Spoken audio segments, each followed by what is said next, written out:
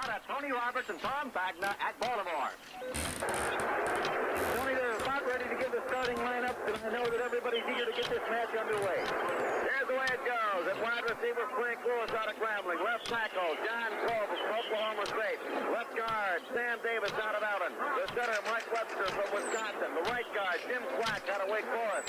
The right tackle, Joey Mullins from Brigham Young. And the tight end, Larry Brown out of Kansas. The quarterback is Terry Bradshaw from Louisiana Tech. At running back, Rocky Blair of Notre Dame. Franco Harris of Penn State. At flanker, number 88, Lynn Swan from Southern Cal, the most valuable player in the Super Bowl. Now for a look at the Baltimore Colts defensive unit. At left end, Fred Cook from Southern Mississippi.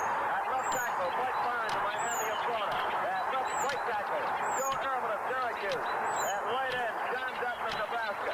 At left linebacker, Darrell Luce from Baylor. At middle linebacker, Jim Gajewski of Syracuse. At right side linebacker, Sam White of Ohio State. At left corner, Lloyd Mumford of Texas Southern. At strong safety, Bruce Byrd of American International. At free safety, Jackie Wallace from Arizona. And at right corner, Ray Oldham from Middle Tennessee State. Right now, we're getting all set for the kickoff. Well, last year, the Steelers sent quarterback Bert Jones to the sidelines on the opening series. That was in last year's playoff opener. Then went on to beat the Colts 21-10. As we said, they entered today's game with a 9-game winning streak and a record of 10-4. Baltimore coach Ted Marchibroda feels his AFC Eastern Division champions are better prepared for this game. 9-game, well, they had a good year. He says the home field advantage also should be some help. Later on this afternoon, Los Angeles will visit Dallas in a rematch of last year's NFC Championship game, which was won by the Cowboys 37-7. The Rams have not won in Texas since 1967, and coach Chuck Knox says his club is overdue. Both teams enter the Super Bowl chase on less than solid ground. The Rams have switched quarterback all season. Rookie Patton Hayden, who won the starting job at the end of the year, has a knee injury. The Cowboys' passing game went flat near the end of the year. They're hoping, of course, that Roger Staubach will be sharp today. A reminder about the best in college bowl schedules all ahead right here over most of these mutual stations. Tomorrow night, the Liberty Bowl from Memphis, UCLA, and Alabama. Monday night, the 27th, finds Mitchell at the Gator Bowl in Jacksonville, Florida. The Blue Bonnet Bowl opens up the New Year's Eve celebration in Houston. That's New Year's Eve. New Year's Day, the Orange Bowl and the Sugar Bowl. Mutual winds up with college football with a Senior Bowl from Mobile, Alabama. That'll be on January 8th, and again, you'll hear it all right here over most of these Mutual Network stations. Next Sunday, the American Football Conference Championship at Oakland, California. The Oakland Alameda County Coliseum. The black and silver Oakland Raiders waiting. They won yesterday by a score of 24-21. Kenny Stabler scoring the winning marker with 10 seconds left. In a wrapper up at Bloomington, Minnesota, it was the Minnesota Vikings 35, the Washington Redskins 20. Francis Asbury Chalkerton, the son of a Georgia preacher man, 3 touchdown passes. Brent McClanahan and Chuck Foreman each rushed for over 100 yards. So, we've got another game for you this afternoon. The team that'll meet the Minnesota Vikings next week, well, that game's coming up this afternoon down at Texas Stadium in Dallas, Texas. The Los Angeles Rams, the Dallas Cowboys. We'll have that game following this match between the Colts and the Pittsburgh Steelers. The captain's meeting now at midfield. The Steelers have won the toss and probably will elect to receive. A bright sunny day here in Baltimore. The Steelers will receive. The Colts will kick off, and Tom Wagner, I don't know, this could be a tremendous football game, and for all intents and purposes, maybe this is the Super Bowl of the 1976 season. Well, it could rightfully be so, because, of course, one of these teams has got to lose, one has got to win and go on into the semi-playoff, and then, of course, into the Super Bowl on January 9th. But one of the things you've got to look at, Tony, I think, is the emotion involved. It's the long season. It's the reward of an ending of a season, or possibly an ending. And then again, it's anybody's football game when talent is on the field. Ladies and gentlemen, we'll have the presentation of colors and the singing of our national anthem. In our national anthem.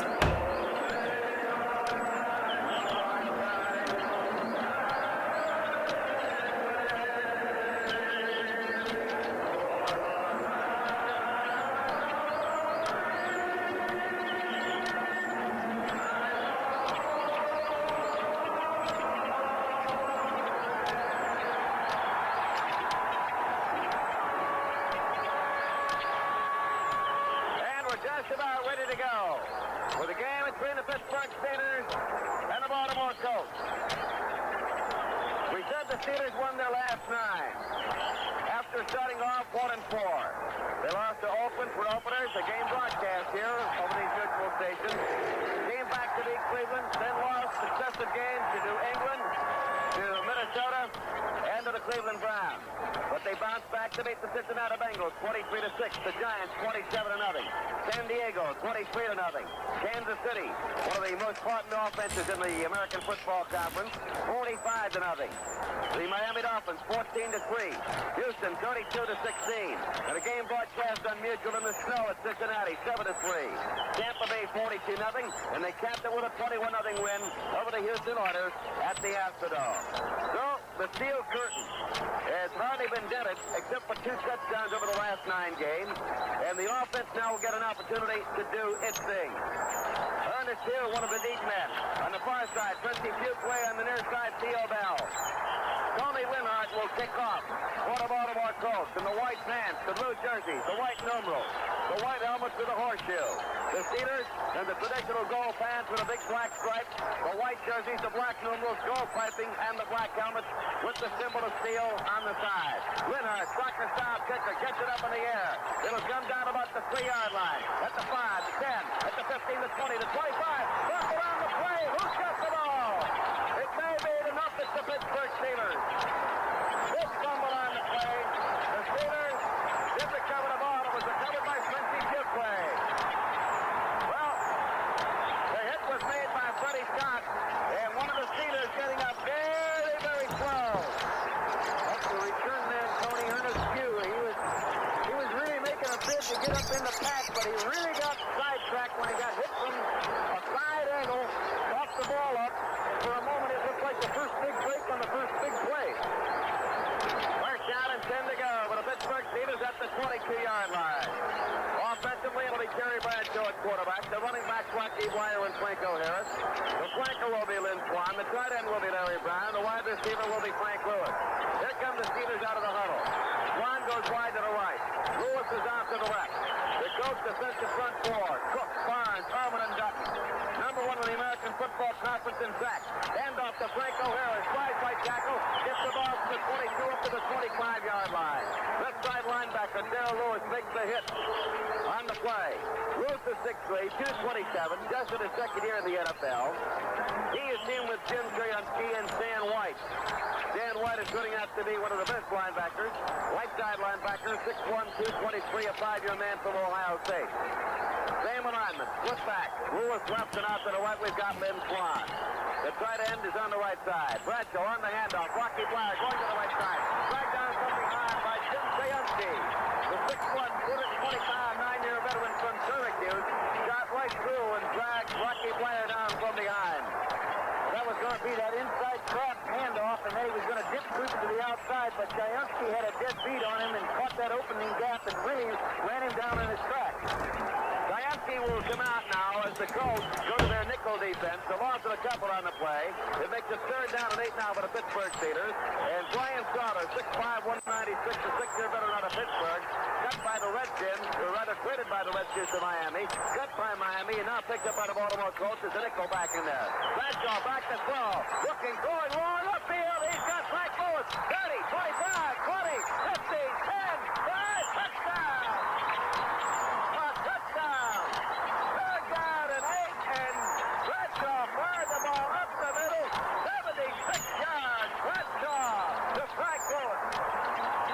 Wallace, I don't think, figured that Bradshaw could actually put the ball in the air that far, Tony, because Frank Lewis just kept running.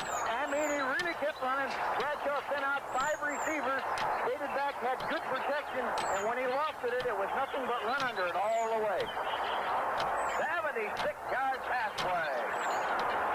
So the Steelers on the board by a score of 6-0 in the opening moments of the game. Roy Girello will try for the point after. The holder will be Bobby Walden. Waiting for the snap. It's high, it's down, it's up, and it is no good. It went off to the left. So with a score, Pittsburgh 6 and Baltimore nothing. There's a timeout on the field. Now this Ford Buick. Well, Bert Jones will be uncorking his arm now to try to get back in the game. He trails 6-0. Jones, the Colts' exciting young quarterback, was asked before the game if he is tense or nervous going into today's playoff game with Pittsburgh. I really don't think we're tense. I think we can all go into this Cincinnati ball game and play a good game. No, I really don't think, well, I know I can only speak for myself, but I don't think that, of course, it's a bigger game and you want to win more and you're a little more anxious for this ball game, but I don't feel nervous going in this ball game like I've said in the past. The day I feel nervous walking into football games, the day I better not step on the football field because I think when your nerves get to you, it's because you're either unprepared or not ready, whatever the case may be, physically or mentally. Baltimore quarterback Bert Jones, and the old cliche, his work is cut out for him today. 6-0 Steelers, the Colts ready to receive the kickoff. Out of bounds, Bruce Laird, who's come up at about the 25-yard line, decided to let the ball go out of bounds. So the kick results in a penalty because it did go out of bounds on the near sideline, near the Colts bench, and that means that Toretto will have to kick the ball back from the 30-yard line. Well, a touchdown pass was Bradshaw's 11th of the year, and the catch by Frank Lewis, a 78-yarder. Well, Kenny Stabler had one that was longer. The Cliff Branch against the Green Bay Packers, an 88-yarder. But that 78-yarder has to rank right at the top. 3 plays, 78 yards, a total of 1 minute and 39 seconds elapsed time. That's got to be one of the better third down conversions I've seen, Tony. As a matter of fact, that bomb stunned the Colts. They really didn't know it all happened. Howard Stevens is back there for the Baltimore Colts. He's a kickoff return specialist. He has been known to fumble the ball from time to time. The kick-the-line drive, fumbled by one of the upbacks. Picked up here by Bruce Laird at the 25, at the 30, coming to the outside and not going very far. Knocked down by Lauren Taves, a linebacker from the Pittsburgh Steelers. So the Colts get the ball at the 30-yard line, where it's going to be first down, and already we have just a little bit of a confrontation here between the Pittsburgh Steelers' Mel Blunt and one of the linemen from the Baltimore Colts. Well, that's the tenacity and the intensity of this game, Tony. As a matter of fact, we've just gotten a report up on the opening kickoff return by Ernest Pugh for the Steelers. He has a bruised hip and probably will be sidelined for the rest of the day. First down and 10 now for Baltimore, trailing 6-0. As the Steelers score on a 3rd down and 8 with a 78-yard pass play. Handoff goes to Lydell Mitchell. Lydell at the 20-yard line. Fights his way up to about the 22-yard line. A gang of folks up there. Middle linebacker Jack Lambert was there to make the hit on the play. And Jack Lambert, during that 9-game winning streak by the Pittsburgh Steelers, has played like a man possessed. 6'4", 220 pounds. A 4-year man from Kent State, and to say the least, Sam, a very active linebacker. He really is that. As a matter of fact, one of the oddities about the Pittsburgh Steelers defense is the fact that they usually can put enough pressure on passers with their front four and let those linebackers play pass coverage. Roger Carr goes wide left. Glenn Dowdy in the slot to the left side. Lydell Mitchell and Roosevelt Leak go to backfield. Handoff goes to Roosevelt Leak. Tries the left side. It runs right into the waiting arms of one of the Pittsburgh Steelers. White, the defensive right end, and he's going to be dropped right about there. White is 6'4", 255, a 7-year veteran from East Texas State. Ernie Holmes, the defensive right tackle, number 63, 6'3", 260 to 6 year out of Texas Southern. Mean Joe Green is getting meaner every game, number 75, 6'4", 275 in his 9th year from North Texas State. And L.C. Greenwood is the defensive left end, 6'7", 250, a 9-year man from Arkansas A&M. Johnny Sheller's coming to the ball game. They've got the nickel defense in now as the Colts face 3rd down and 5 at the 35-yard line. Bert Jones back to throw, looking, fires up over the middle, pass is incomplete. Intended for Lydell Mitchell. Lydell had that ball hit him, and he tried to run with it before he really had possession. Tried to turn it upfield at the 45-yard line, but he was hit immediately, and it's an incomplete pass. We may have had a penalty on the play. A couple of the Baltimore players, Tony, are clapping their hands, but there doesn't seem to be a signal yet, and no flag is down. They're having an offside against Pittsburgh. An offside lap against Pittsburgh. That garnered a first down for the Colts and really gave them life on this drive, and I will say this, with 4 receivers out, Bert Jones did have people open. He had Lydell Mitchell coming out of the backfield, crossing over the middle, wide open on the play. And we saw how penalties affected yesterday's game, the game we saw between the Raiders and the New England Patriots. So it's a first down for the Baltimore Colts. After a drop pass and offsides against the Pittsburgh Steelers. Back to throw, Jones fires. Pass is almost intercepted. Almost picked off by Jack Ham, the left side linebacker. It was intended for Glenn Dowdy, the wingback to the right side. Jack Ham, one of many, many great linebackers to come out of Penn State. 6'1", 225, a 7-year veteran from Penn State. And the other guy on the right side is no slouch either. Andy Russell, 6'2", 225, now in his 13th season out of Missouri. And Tommy says after this season he's going to hang it up. Well, he's been a great linebacker. I think the greatest compliment you can have in football and pro football are the counterparts that play the game and the coaches that play against you, and they've all said that about Andy Russell. That'll make it second down and 10 for Baltimore. The ball is up the 40-yard line. Moving offside, or was he drawn off with Mean Joe Green? Penalty markers everywhere. First Jones flipped the ball out to the defensive end, White. As Jones took the ball and spit it out to the left side, White batted the ball down with one of his hands, and they may have to inflate it again. That's a meat hook, you're right. That's a huge hand. Well, apparently the rap was going to be against the Steelers. Pittsburgh just a little over-anxious. Another 5-yard walk-off. 2 penalties, 10 yards against Pittsburgh. The ball is advanced to the 45-yard line, where it becomes second down and 5 yards to go. Roger Carr for the Baltimore Colts, Tony, I think is having a tremendous year. As a matter of fact, he's the answer to Swan of the 2 previous Super Bowl teams. Well, the Steelers have 3 leading pass catchers in the top 19 of the American Football Conference. Rather, the Colts do. The Steelers have none. Hand off to Lydell Mitchell. And the former Penn State star finds it going very rough. Jack Ham was there. Mean Joe Green. White, as a matter of fact, came over from the right side to make the hit. And the guy getting up from the bottom of the pile was the defensive left end, L.C. Greenwood. So the yardage is really tough to come by. A pickup of about, it'll be third down and a good 3 yards to go. Roosevelt Leaks coming out of the backfield now. And if you look at what's happened early in this football game, Tom, and off the pass record and the statistics, the Baltimore Colts are going to have to throw the ball against the Pittsburgh Steelers. Indeed they are. I think that's why Roosevelt just exited. All right. With a mad, really is a double wing now. Jones back to throw, looking, has the time, fires, the ball is taken by Mitchell, and he's going to be out of bounds, but he's got the first down. The ball is in Pittsburgh territory at about the 47-yard line. And this is so reminiscent of the early going in our first game of the year, back in September. Matter of fact, the 12th of September, where we did the game between the Oakland Raiders and the Pittsburgh Steelers. Well, when they hit you, the Pittsburgh Steelers secondary wants you to know that you may catch the pass, that we are right here, and they serve notice right away. They really do. You know, one of the premier pass protectors for the Baltimore Colts is George Kuhn, and that's the one thing Bert Jones has had plenty of time to throw so far. Carr is wide left. Flanked out to the right is Glenn Dowdy. I formation. Deep man in the eye, Mitchell. Here's Jones faking the handoff. Trying to freeze the linebacker. Going long to Carr. It is intercepted at the 13. Wagner's got it at the 15. At the 20. Carries the ball like the loaf of bread. Is hit by Roosevelt Leaks and written down by Roosevelt Leaks and by Bert Jones.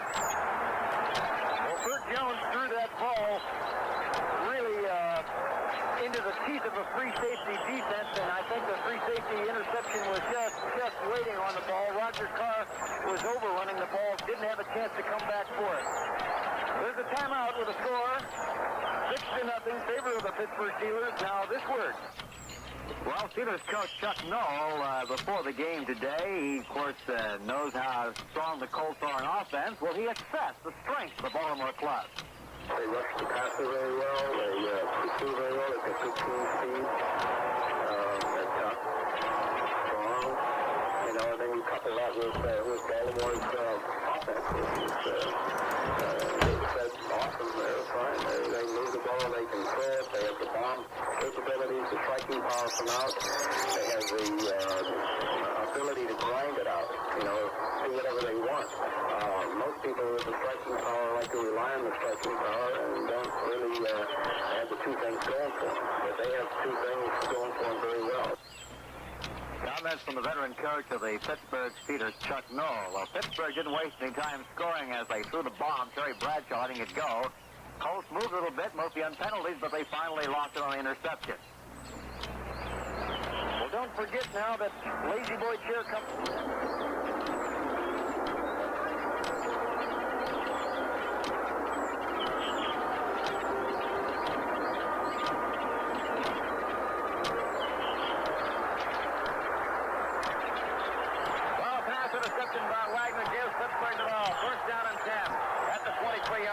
Rocky Blyer is not in the backfield. Franco Harris now is complimented in the backfield by Frenchie Fuquay. Here's Bradshaw. Got the team lined up. Coach ready on defense. Handoff goes to Franco Harris. Finds a little hole over right guard. Chargers past the 25. Gets the ball up to about the 27 to 28-yard line. Stan White is there. Bruce Laird, the safety, comes up to make the hit on the play. A gain of about 6. It'll be second down and 4 to go. That pass interception against Jones was the 10th time he's had one picked off this year. Terry Bradshaw has had 9 passes intercepted this year. Coming out wide to the left now is Johnny Stallworth, 6'2", 183, a 4-year veteran wide receiver from Alabama A&M. Here's Bradshaw on the handoff. Franco Harris breaks one tackle, but flipping from the left side. And coming in to make the hit on the play was Bruce Laird. He was almost knocked down by Darrell Luce. But then Bruce Laird, the free safety, came up and wrapped Franco up and dropped him back at about the 27-yard line. Was a loss of a couple and now becomes third down and about 6 to go. What a job Laird did, Tony. Before he ever made that tackle, he absolutely decked in the strangest fashion I've ever seen. It was just, I hit you, you hit the ground, the lead blocker, Reggie Jackson. Third down, 6 now for the Steelers, who lead it by a score of 6-0. We're in the first quarter. 9:25 to go. Bradshaw back to throw. From the 17, fires up over the middle. The pass is caught. Again, it goes at the 50, down to the 45-yard line. And Frank Lewis, who caught one for 76 yards and a touchdown, has just given the Pittsburgh Steelers a first down with a 28-yard pass completion. Incidentally, Lewis had, coming into this game, the longest pass reception, 64 yards, and that's going to give him a total of 19 catches right now. They called a timeout for a moment, but hold it. They're going to put the football in play. Lewis now with 2 catches for long yards. Matter of fact, 104 yards. First down and 10 at the Baltimore 46-yard line. The handoff to Franco Harris, circling wide to the left, can't outrun everybody, and finally falls down at about the 45-yard line. Jackie Wallace came up and covered on the play. Linebacker Stan White was also there. So the Steelers offense, 2 long pass plays. Both to Frank Lewis, 6'1", 196, a 7-year veteran from Grambling, who comes back into the game, replacing John Stallworth. It's second down and 10 for Terry Bradshaw and company. Wide receiver Lynn Swan, the former Southern Cal star, out to the right. Out to the left, Lewis. Fuquay. Harris to the backfield. Here's Bradshaw, back to throw at his own 45. Fires up the field and is incomplete. Penalty marker on the play, and let's see the rap is going to be against. Will it be against linebacker Stan White? There's a penalty marker at about the 22-yard line. White was covering Frenchie Fuquay on the play, and the rap is going to be against the Baltimore Colts. Tony, we've just gotten word the reason we're seeing Fuqua and sometimes a different back in the backfield with Franco is Rocky Blyer has a foot injury. He's now in the locker room to check it out. Well, Rocky has had a great year. Rocky Blyer and Franco Harris, each had gained over 1,000 yards. Blyer had 1,036. Harris, 1,128. One of the first Steelers to have 2 of the top 4 rushers in the American Football Conference. One of the things that'll really affect you is Rocky is such a tremendous lead blocker for Franco. Pass interference penalty. It'll be a first down for the Pittsburgh Steelers. They have now reached the Baltimore 31-yard line. It's 6-0. The Steelers out in front. 8 minutes, 3 seconds left to play in the first period. Here's Bradshaw handing off. Harris trying to go to the outside. Cuts it against the gray. Can't get anywhere except to the 30-yard line. And that's it. As he is stopped by Darrell Lewis, an upside linebacker for the Baltimore Colts. Jim Kayonski was also there on the play. And that's going to make it second down and about 9 yards to go. The Steelers try to go wide early in the game time, but Franklin's having difficulty cutting the corner. Well, he's going to have to be the workhorse this afternoon if indeed they're going to stay on the ground. They come out in the I formation. Juan right, Lewis left. Front man in the I, Franco Harris. Bradshaw flipping the ball to Fuquay, 35, 30. Hit as he gets down to about the 25-yard line. As Bruce Laird makes the stop on the play. It won't be enough yardage for the first down. They pick up a couple on the play. And now the Pittsburgh Steelers are faced with third down. Third down and about 6 yards to go for the first down. And Johnny Stallworth comes in to replace the tight end on the play, Larry Brown. Larry Brown is 6'4", 229, a 7-year veteran out of Kansas. Not related to the Larry Brown of the Washington Redskins. The ball is spotted at the 27-yard line. Mike Webster out over the football for the Pittsburgh Steelers. Stallworth wide left, Swan to the right. We've got Lewis in the slot to the right side. The Colts almost offside. Here we go. Penalty mark is going to be against Shipway, who moves as the ball was snapped. The pass upfield instead of his Swan off his hand at about the 3-yard line. The penalty marker will be against the Pittsburgh Steelers. And while they talk it over, we're going to pause briefly for a station identification. This is Mutual, the News and Sports Radio Network. This is the American Forces Radio and Television Service. It's an illegal motion penalty against the Pittsburgh Steelers. The Colts almost made a move offside. The Steelers then had Shipway shift up towards the line of scrimmage, and just as he did so, the ball was snapped back to Terry Bradshaw. And now the field goal team comes on. And it's going to be Roy Gerardo to try for a field goal. The kick will come from somewhere around the 35, which means it'll be a 45-yard kick. And from that vicinity, Gerardo has made 7 in this score. He's made 7 out of 11. I think, Tony, one of the things that made Fuqua yip, so to speak, was the changing and the stunning of the Baltimore Colts defense. They tried to disguise a blitz that they were going to put on Bradshaw, and eventually they did do it, but that motion penalty did cause them a down. All right, Gerardo from the 35, it'll be a 45-yard boot. It's a 6-0 ball game. The kick is up in the air. Is it good? It is good. It just turned the crossbar. A 45-yard kick by Gerardo, and now the Steelers are out in front with a score. Pittsburgh 9, Baltimore nothing. There's a timeout on the field. Now this. A little bit about those games played on Saturday in the NFC playoff game at Bloomington, Minnesota. The Vikings reached the championship game for the third time in 4 years by thrashing the Washington Redskins 35-20. Brent Tarkington put Minnesota ahead on the Vikes' first possession when he hit tight end Stu Volk on an 18-yard touchdown pass, and the Central Division champions never were in trouble again.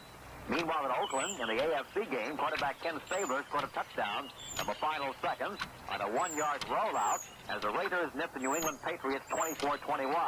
The victory put the Raiders in the AFC title game for the 4th straight year. Next weekend, of course, Oakland will play the winner by game on right now between Baltimore and Pittsburgh. Behind 21-10, Oakland scored twice in the 4th period.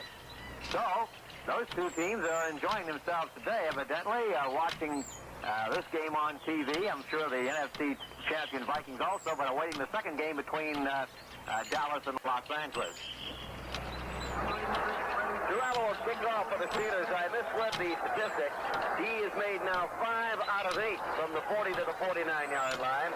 And for the year now, Gerardo has 15 out of 27 in field goal attempts. He's made 15 of 27.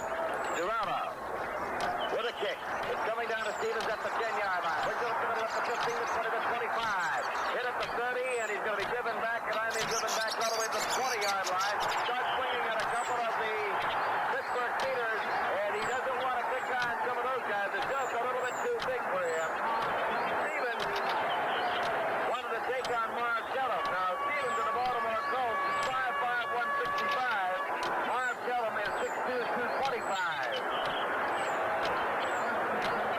Feel that the Colts were stunned early with that long bomb that Bradshaw threw, and then of course that 50 or almost 50-yard field goal put them ahead 9-0, having missed the point. They really haven't got their bearings yet. I think Bert Jones has yet to go to work. Well, it's 1st and 10 now for Baltimore. The ball is right around the 30-yard line. Here's a handoff, and they're not going to go anywhere running this afternoon, not at least in the first quarter. Whiteout Mitchell got the call, and that's about it. He was hit by Mean Joe Green. White also knifed in from the right side. Jack Lambert, the middle linebacker, had a piece of the action. Now, Whiteout Mitchell, one of the top rushers in the National Football League, and certainly one of the top ones in the American Football Conference. But he has had a rough go of it early in this game. Second down, about 9 yards yards to go for the first down. The ball at the 31-yard line. Handoff again to Lydell Mitchell. Penalty marker on the play. Mitchell twisting, fighting his way up to about the 35-yard line. And there he is hit. And again, it's middle linebacker Jack Lambert making the stop on the play along with the right side linebacker Andy Russell. What's the penalty marker on the play? And is it a wrap against the Baltimore Colts? Or is it against the Pittsburgh Steelers? And from the looks of it, it's going to be against the Baltimore Colts. Well, Tony, that steel curtain really has been one so far this afternoon because, you know, Joe Green and Ernie Holmes will kind of offset. They'll creep along just before the snap of the ball and take a shoulder or the head or the gap of the center. And they just seem to get 100% of the time right to be with the flow. Well, the raffles against the Baltimore Colts. A motion penalty against Baltimore declined by Pittsburgh. They want the Colts to try to put it up in the air. It's 3rd down and 6 now. Mitchell has carried the ball 4 times for a grand total of 9 yards. He gained 500 yards during the regular season. Number 2 rusher in the American Football Conference. So here it is, 3rd down and 6 yards to go. Back to throw is Burt Jones, rolling to the left, looking, firing the ball upfield. The pass is caught by the tight end Raymond Chester. A diving grab for a first down at the Pittsburgh Steelers 44-yard line. An 11-yard pass play. Raymond Chester making the grab, and it just wasn't anything Jim Allen, who was covering on the play, could do about it. Chester is 6'4", 236, now in his 7th year, played his college ball at Morgan State. So the Colts are in business with a first down. They've got the ball at their own 46-yard line.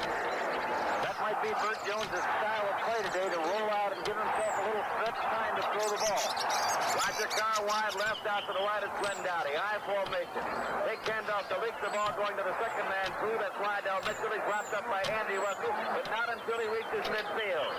So a gain on the play of about 2 or 3 yards. It'll be second down and 7 yards to go. And the way the Pittsburgh defense is playing down, you're not going to get much yardage if you try to run that ball on first down. You're going to have second and long consistently, second and 7, second and 8. That's right. They haven't yielded. They really haven't given a thing. They're winning the up front battle as far as movement of lines is concerned. Second down and 7 to go for Baltimore. The ball at the 49-yard line. Turn around, give Lydell Mitchell running in there, trying to get that ball up to the midfield, get the past midfield, down to about the 48-yard line in forward progress. Then he is shoved back by everybody, and especially linebacker Jack Ham out of Penn State. Jack Ham is a 7-year veteran out of Penn State. Lydell Mitchell, of course, played while Ham was at Penn State. Lydell was a sophomore while Ham was a senior. Lydell now in his 5th year, 6 foot, 195 pounds.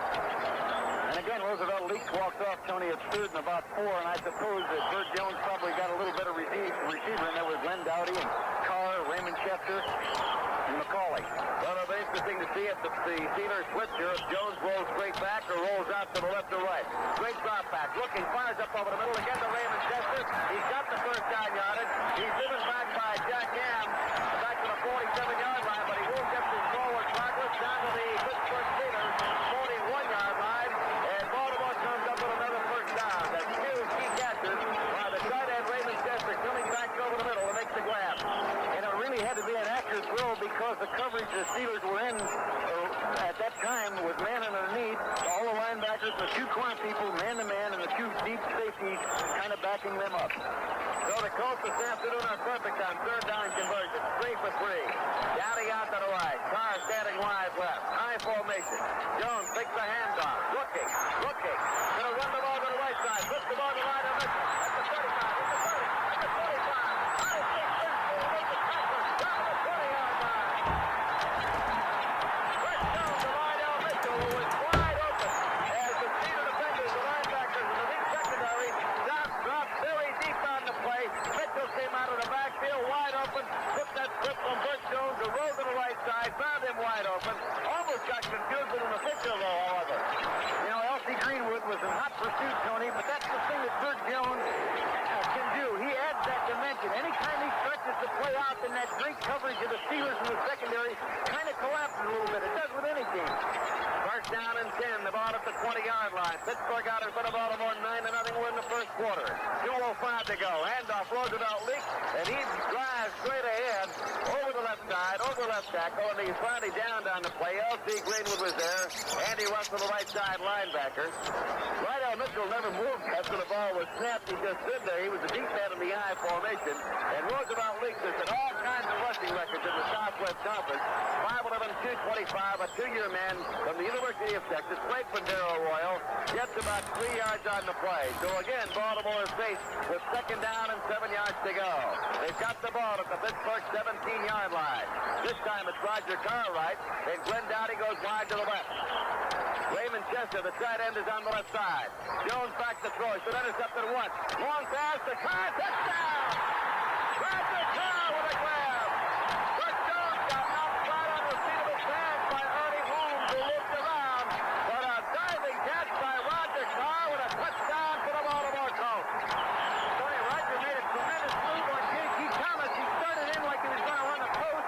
Gave him a little head fake, planted his inside left foot, cut hard to the flag, and that ball was right on the money. Again, Bert Jones doing a super job, and that's the thing that they had to do, because if you fall behind more than 10 points, morale and everything else begins to go. So the Colts are back in it, and they're lining up to try to get that 7 point. Touchdown pass number 25 for Bert Jones, and for Roger Carr, his 12th touchdown catch of the year. Linhart for the PAT, kick is up there, and it is good. So, it's now a 9-7 game. As the Baltimore Colts fly 69 yards in 8 plays, and the kicker was a pass from Bert Jones to Roger Carr. And the Colts are now on the board.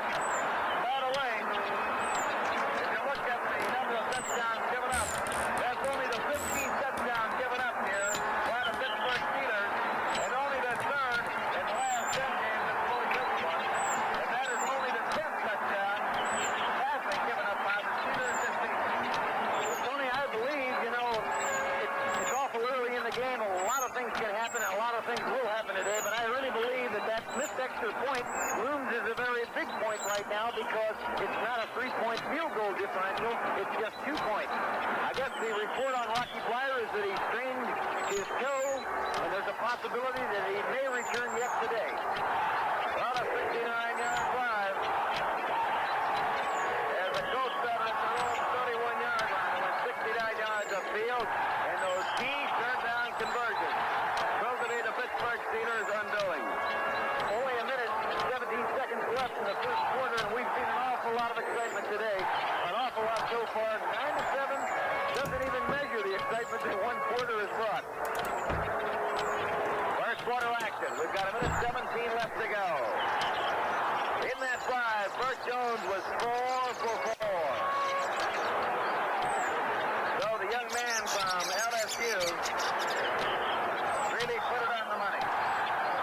Tony Linhart will pick it up. He's 5'11", 179-pounder. Fourth year in pro ball. Played in college ball at Austria, Texas. The run-up and the kick. It's coming down near side.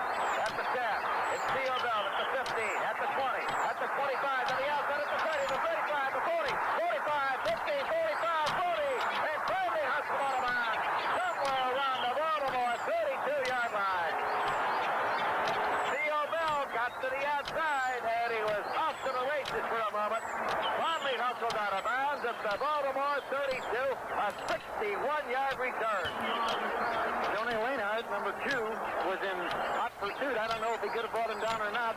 He really did get outrun, and it was a saving tackle, a touchdown saving tackle on Theo Bell with great speed to the outside he has when he wanted to turn it on. First down and 10 for Pittsburgh at the Baltimore 32. Bradshaw off to Harris. Harris off right tackle, 30, 45, 20-yard line.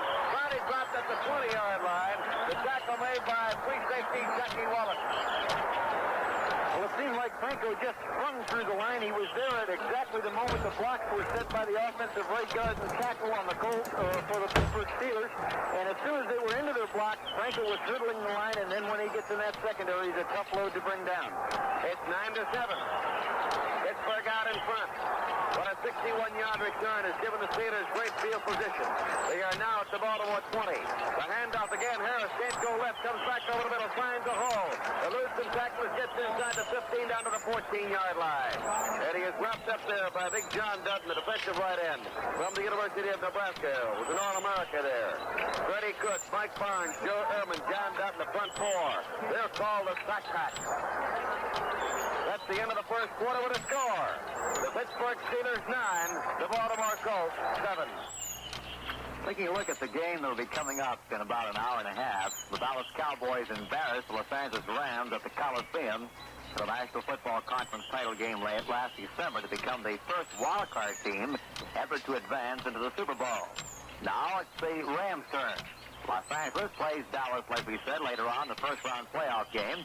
But this time it's the Cowboys who are favored and have the home field advantage. Dallas disregarded the same two psychological advantages last year in dumping L.A. 37-7 for the right to play AFC champion Pittsburgh. The Rams with James Harris at quarterback. Well, actually, they say that Pat Hayden will start, but it could be James Harris. Well, he went most of the way, Harris did, after an injury to Hayden. They carry a 10-3-1 record into the game, but the feeling in the organization is that the club has yet to reach its peak this year. The defensive tackle, Merlin Olsen, we haven't played up to our expectations. We've had our slumps and lapses, and we made our share of mistakes. It's the end of the first quarter where the Colts have just gotten on the board with 7 points, trailing 9-7. The Pittsburgh Steelers, and Tony, I think we're seeing an outstanding football game here today. Probably one of the most underrated offensive players, John Cole, Jim Clack, Ray Mansfield, Jerry Mullins, and Gordon Tervel, the interior line of that offensive machine of Pittsburgh Steelers. Let's look at the first half, first quarter stats. Colts 5 first downs, Pittsburgh had 4. Baltimore 20 yards rushing, Pittsburgh 24. Passing yards, Baltimore 61, Pittsburgh 106. Total yards, Steelers 130, Baltimore 81. Bert Jones 5 of 7. Terry Bradshaw 3 out of 4. Colts turned it over once on an intercepted pass. Third down conversions, Baltimore 3 for 3, and Pittsburgh 2 for 3. Right now, it's second down, 5 to go. Here's Bradshaw, handoff, Blair playing straight ahead inside the 10 down to the 8-yard line. Lucky Blair, head down, knees turning, knockdown, make that Franco Harris rather, and he's finally stopped on the play by Jim Samsey. Franco Harris really had a load on that time, got a good start, and he was really off to the races and in a hurry. Harris 6'2", 225, a 6-year veteran from Penn State, where he was an All-American. He's, of course, with Lydell Mitchell, and what a dynamic duo that was. And Ben Cunningham, the rookie tight end, has just come into the game, Tony. They're down in there, so they probably want greater blocking service with D and Larry Brown, the other original tight end. It's first down and goal to go. Pittsburgh at the Baltimore 7-yard line. Handoff, right side, shoot play, tipped up at the 5-yard line. Falls forward to the 4-yard line. Again, it's Jim Samsey who makes the hit on the play. So a gain of a couple. It'll be second down, goal to go. The ball just inside the 4. Let's call it the 3-yard line of the Baltimore Colts, who trail here by a score of 9-7.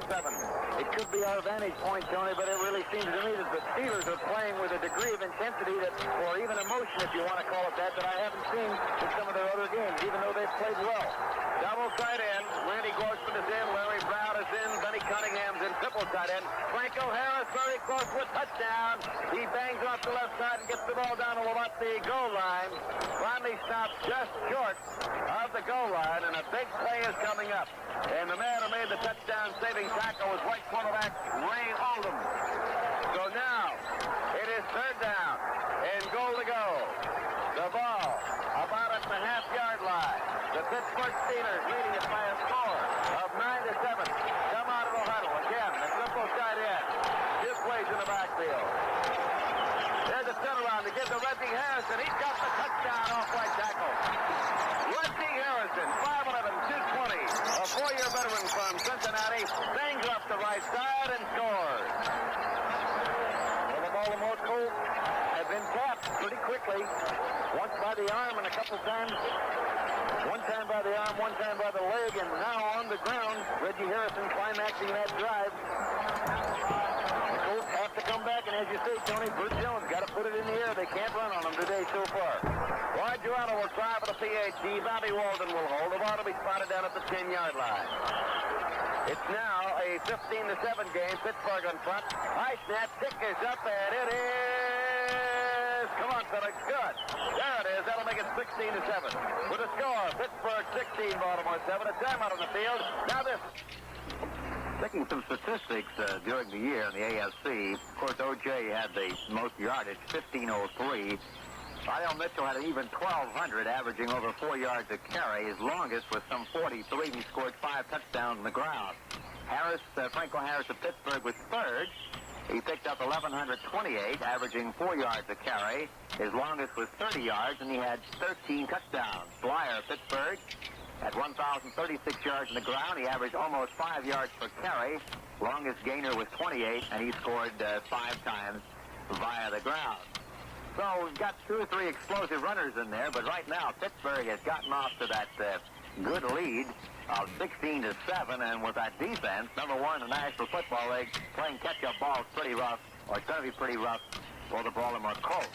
Pittsburgh allowed only 3,323 yards in 14 games. Cincinnati some 300 behind. Well, the Steelers just went up ahead 17-6 over the Colts, but, you know, the Colts scored an odd touchdown, an odd statistic. Bert Jones threw the car, putting them 7 points into the game, was the first touchdown pass against Pittsburgh in the first quarter in this entire 1976 NFL schedule. That's an amazing statistic. That's in the first quarter. Yeah.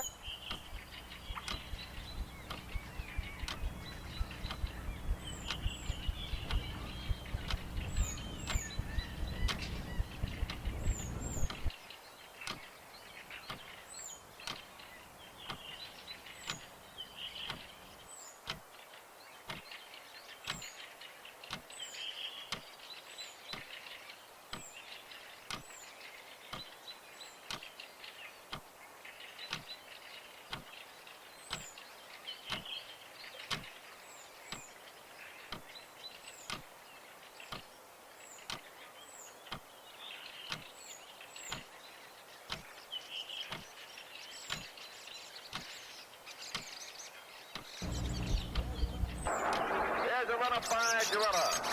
The kick bounces around, taking it to 25, at the 30-yard line, at the 35, at the 40-yard line. It's Kwame Lee at the 45, at the 50, and he is finally hauled down right around the, somewhere around the midfield stripe. Let's see where they pull him down. He was pulled down at about the 47-yard line.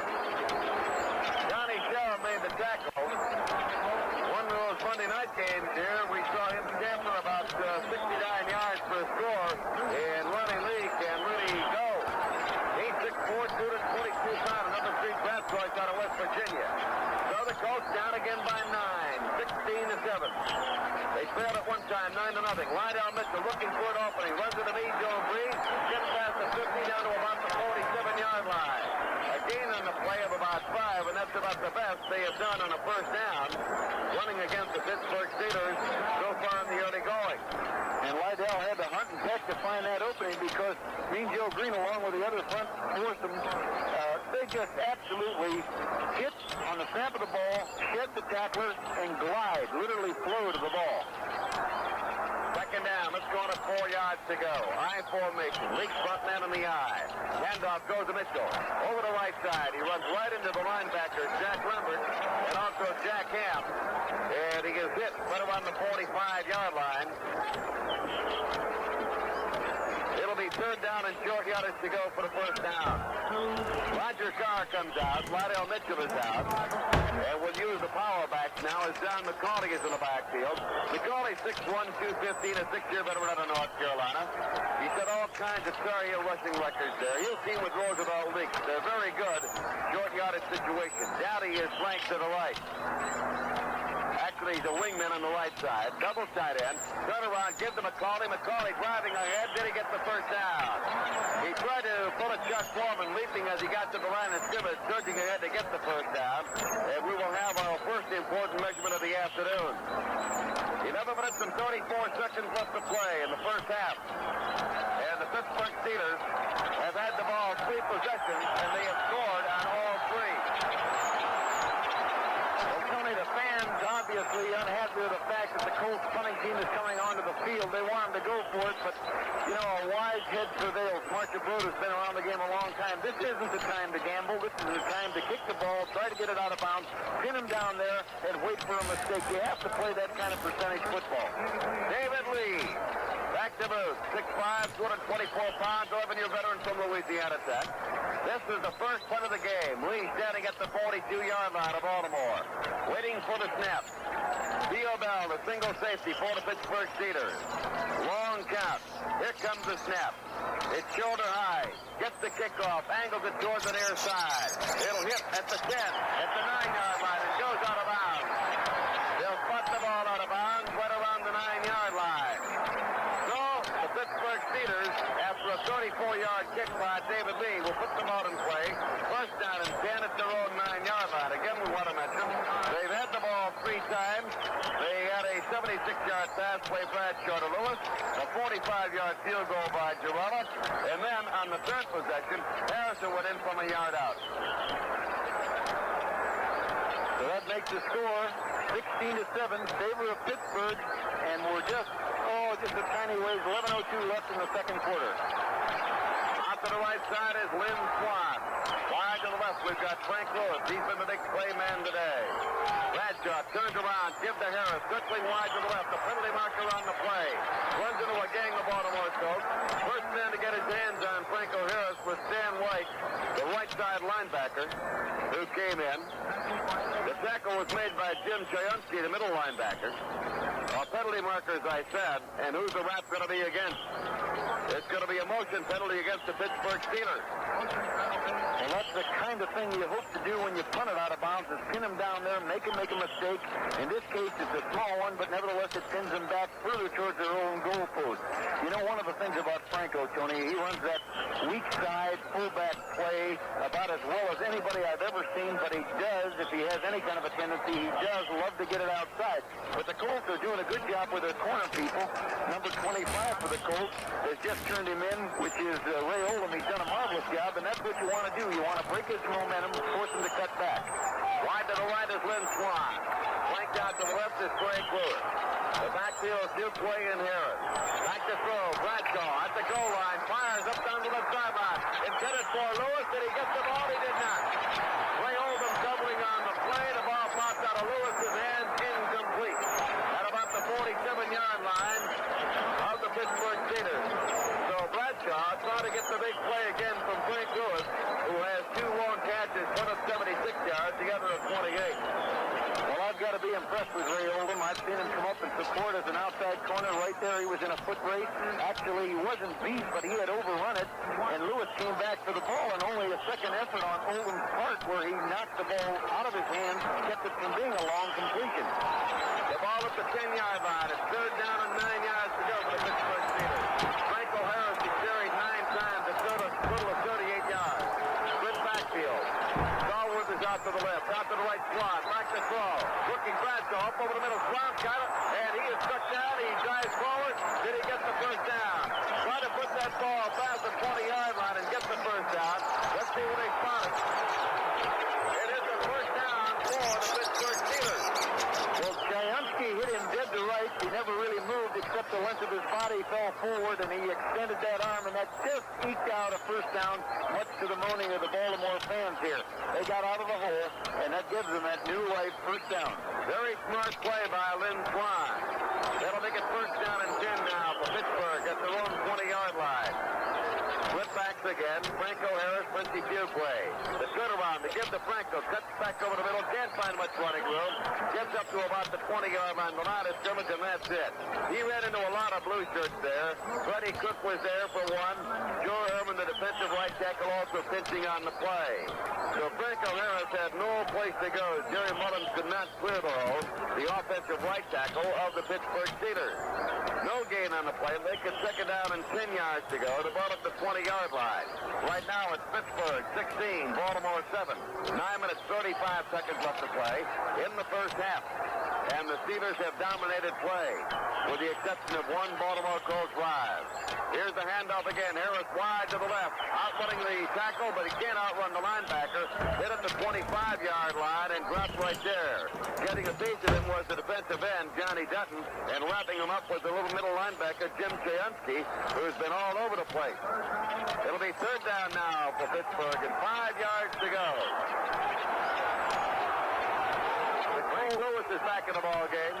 The Colts here, I think, really will go into their defense, zone defense. The 5 underneath linebackers, that's 2 corner men, 3 linebackers, and a twin safety deep. Pittsburgh is 3 out of 4 on third down conversions. Bradshaw dropping back, looking, fires the ball out in the flat. Harris at the 25, at the 30-yard line, and it looks like he's got the first down. Franco Harris fighting his way up to the 30-yard line. They get us Chayunsky, who makes the stop on the play with some help from right side linebacker Stan White. But it's another first down for the Pittsburgh Steelers, and they've been getting it by just about the length of the football. You know, they started at the 9, got it up to the 20, from the 20 now to the 30. That is first and 10. You know, Tony, it's really a good call on the part of Bradshaw because he anticipated the zone defense, the 5 underneath coverage with the 2 safeties, so he flares Franco. You get a big guy like that, the ball on a flare maneuver, let him run towards the line of scrimmage. Chayunsky's good and tough, but he couldn't stop it for the first down. Stallworth wide left. Lynch one out to the right. Handoff going to Duquay. Duquay tries right tackle and manages to get the ball up to about the 32 or 33-yard line. And again, that familiar name, Jim Chayunsky, makes the stop on the play. So a gain of a couple. It'll be second down and 8. And right now we're going to pause briefly for station identification. This is Mutual, your news and sports radio network. This is the American Forces Radio and Television Service.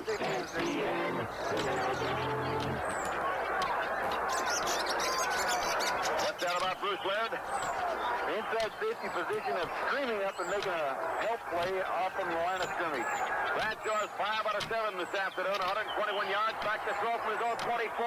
Pass is caught by Lynn Swan at a 47-yard line of Pittsburgh. And it's another first down for the Pittsburgh Steelers. Covering on the play was Lloyd Mumford, but not in time. A 14-yard strike from Bradshaw to Lynn Swan. Swan coming to the near sideline, turning in, getting right down on his knees, and took that strike numeral high, and it's a first down, and the Steelers have now moved from their 9 up to their 47-yard line. Here we go with first and 10 now. Pittsburgh in possession. Bradshaw, handoff, Richie Duke, no, it's Franco Harris. 45, 40, 35, 30, 45, 20. It's by Decky Wallace. That's a 15 to 10 to 5 around the 4-yard line. Finally hauled down by Ray Oldham at the 4-yard line. Franco Harris, a 50-yard dash. And Ray Oldham, Tony, came all the way from the right corner spot, diagonal across the field. He actually had a step on Franco. Franco cut back.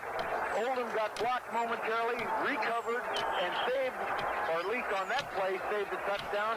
Of course, if they don't take it in, then he saved one for the game's sake.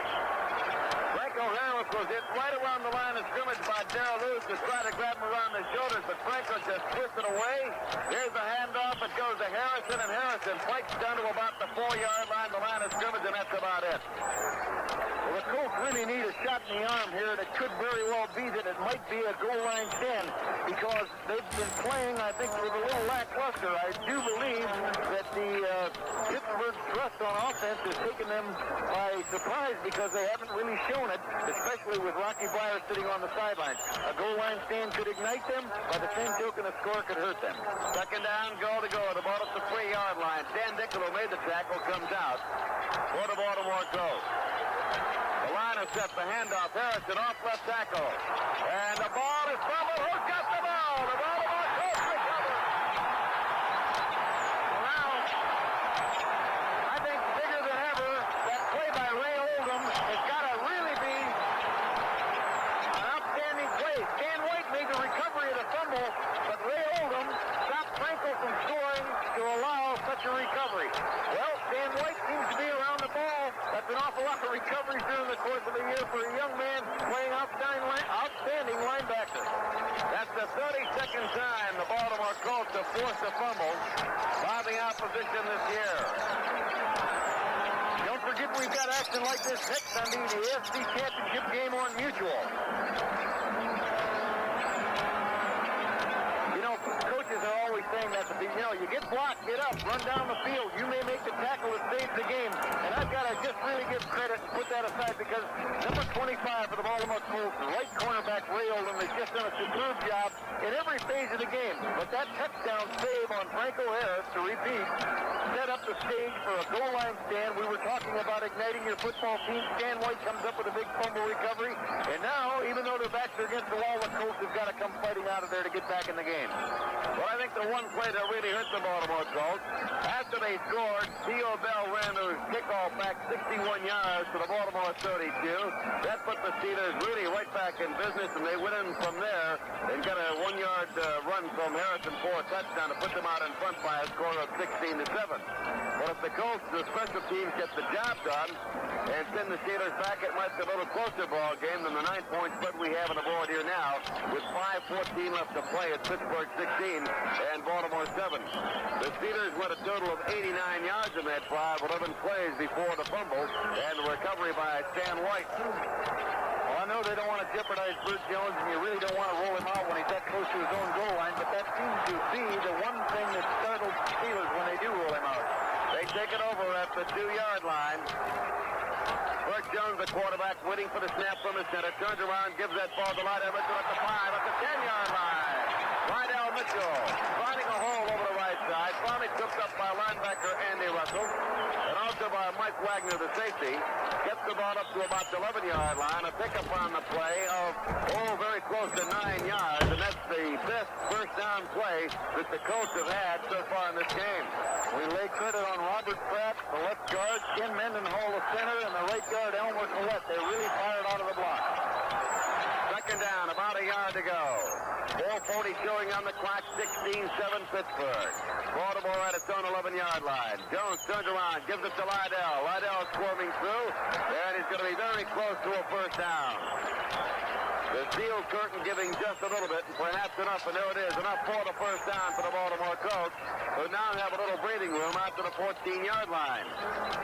Well, Bruce can play around with the ball a little bit here, or not really play around with it, but he can roll out now because he's got rollout room, or he can run action fake. I think he'd like to grind out another first down on the ground if he can, because you sure as heck don't want to play with the ball when one of the best defenses in pro football perhaps ever is facing him. Roger Carr comes wide left. Glenn Dowdy is out to the right. Roosevelt leaks and Lydell Mitchell in the backfield. Jones back to throw from his 4, looking, firing down the right sideline. Intended for Dowdy, it is too long. Pass intended for Glenn Dowdy was too long. That'll stop the clock, however, with 3:49 showing, and that'll make it second down and 10 yards to go. The ball is at the Baltimore 14-yard line. A reminder that Lindsey Nelson and Pat Sheridan are standing by at Texas Stadium down in Dallas, Texas. And following this game here at Memorial Stadium in Baltimore this afternoon, we'll go to Texas Stadium, and Lindsey and Pat will talk about the game between the Dallas Cowboys and the Los Angeles Rams, the NFC Divisional Playoff game. Again, it's Carr wide left and Dowdy out to the right. Jones waiting for the snap from Kenny Mendenhall. Gets the ball on a handoff, gives it to Lydell Mitchell, and that play doesn't fool anybody. It gets back to the line of scrimmage and no more. Mean Joe Green is the man to make the hit on the play. So now the Colts are faced with third down and 10 yards to go at the 14-yard line.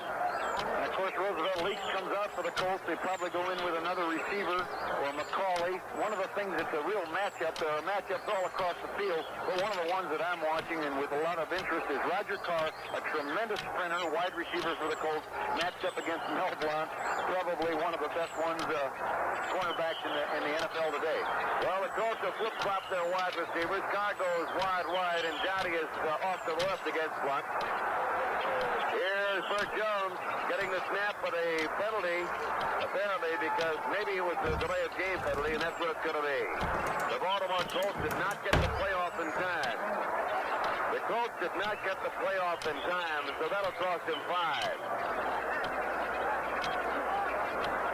Well, I wonder sometimes Bert Jones Jones probably came up, tried to read the defense. It looked to me like he had a pass called and probably wanted to put on a route based upon their defensive look. And they disguise it sometimes, and I think he stalled a little. Well, they just gave him a 10-yard penalty. Instead of walking it off from the 14, they walked it off from the 9. The ball has got to be put down at the 9-yard line, where it will be third down. There it is. A fella could get shot for a thing like that here in Baltimore. You know, they lost about a foot or so on that penalty, too. What would have auto spotted? So the ball's going to be right around the 8-yard line. It'll be third down and 15 yards to go. Dowdy is wide left, and Carr goes out to the right. John McCauley now teamed in the backfield with Lydell Mitchell. So Bert Jones with third down and 15. At his own 9-yard line. Back to throw. Looking. Gonna have to run it. The lose one tackler. Can't get away from Mean Joe Green, who wraps him up. White was also there to make the stop on the play. Well, they went to the single free safety coverage where they're running with men, but the pressure of number Mean Joe Green and Dwight White was just too much for Bert Jones. Well, they're going to have to punt now. That means David Lee comes in to boot. And the steel curtain, that defense of Pittsburgh, has just been too much for the high-powered offense of the Baltimore Colts to handle. Here's the snap, and he gets the boot away. David Lee kicks it upfield. Lynn Swan will take it at the 45-yard line. Up to the middle of the field, goes back again at the 40. Penalty marker on the play, another penalty marker on the play. Flags everywhere. Well, the feeling runs high here, a 43-yard boot. With the score, the Pittsburgh Steelers 16 and the Baltimore Colts 7. There's a timeout on the field. Now this. The Tangerine Bowl game on Saturday night in Orlando, Florida. Junior running back Terry Miller scrambled for 4 touchdowns on 173 yards to lead 14th-ranked Oklahoma State to a 49-21 rout of number 17 Brigham Young. Miller, a second-team All-America selection who finished 4th in this year's Heisman Trophy voting, scored on runs of 3, 78, 6, and 1 yard, while the Cowboy defense produced 4 interceptions and 1 fumble recovery. There were some bright notes for Brigham Young. Dave Lowry took the opening second-half kickoff and returned it for 102 yards for a touchdown. And Gifford Nielsen completed 23 of 34 passes for 209 yards and 1 touchdown. So in the Tangerine Bowl, it was Brigham Young losing to Oklahoma State in a big rout, 49-21.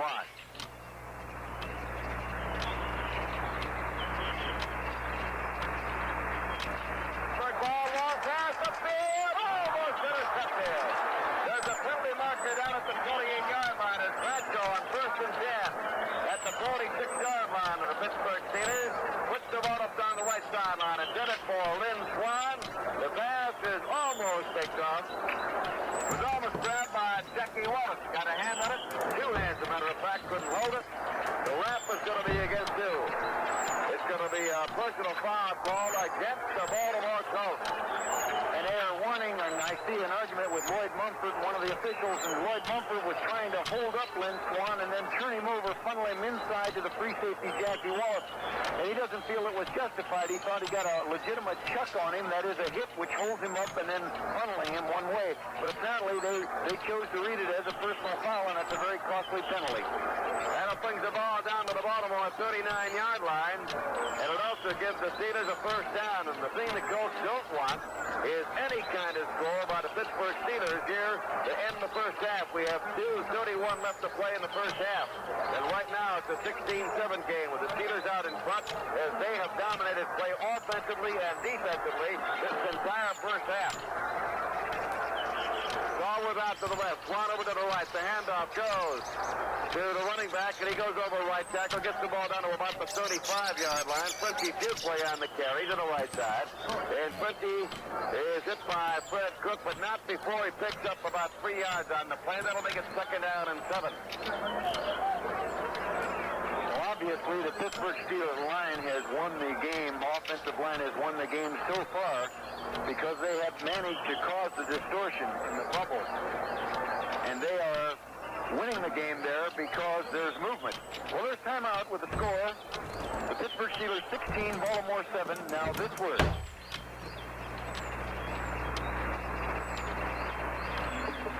checking other sports now, University of Miami has discussed a 5-year, $375,000 contract with Brigham Young football coach Lavelle Edwards as an effort to lure him away from the Mormon school. This is reported in the Orlando newspaper when they were there in Orlando, Florida for the game we talked about a while ago, the Tangerine Bowl. Edwards confirmed meeting with officials, but declined to discuss details and told the newspaper he had reached no decision. Edwards, 46, who led the Cougars to their best ever season with a 9-2 record, said, "We'll touch base next week by telephone and possibly meet in Miami for a more formal discussion."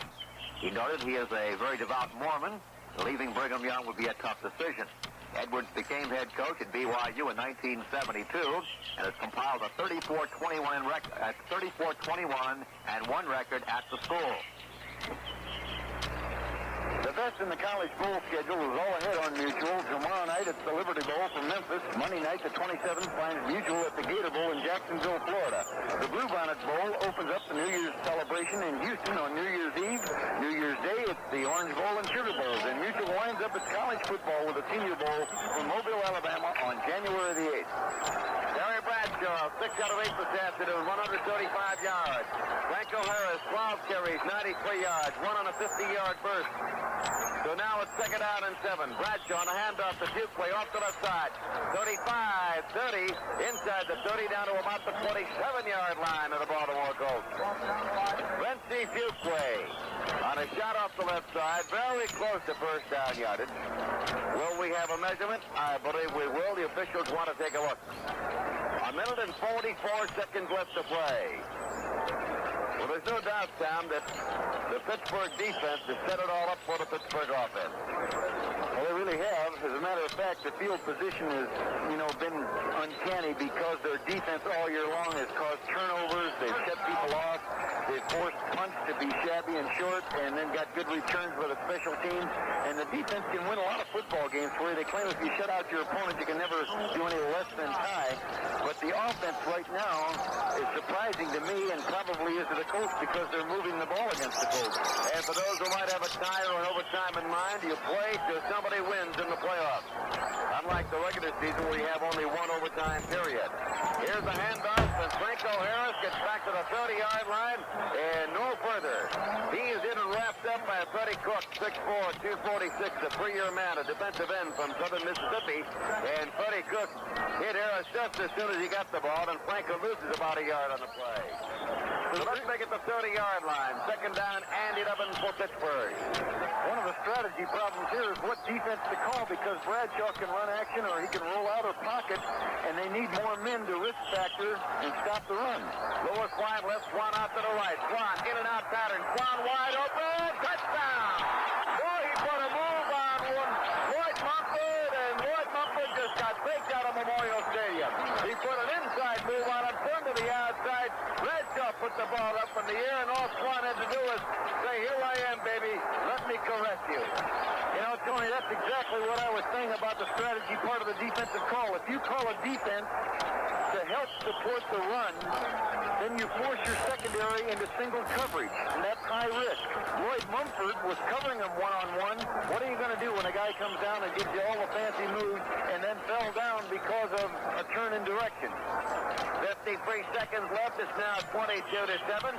Durello will try for the PAT, and now we've got a momentary timeout. So there's a penalty marker down.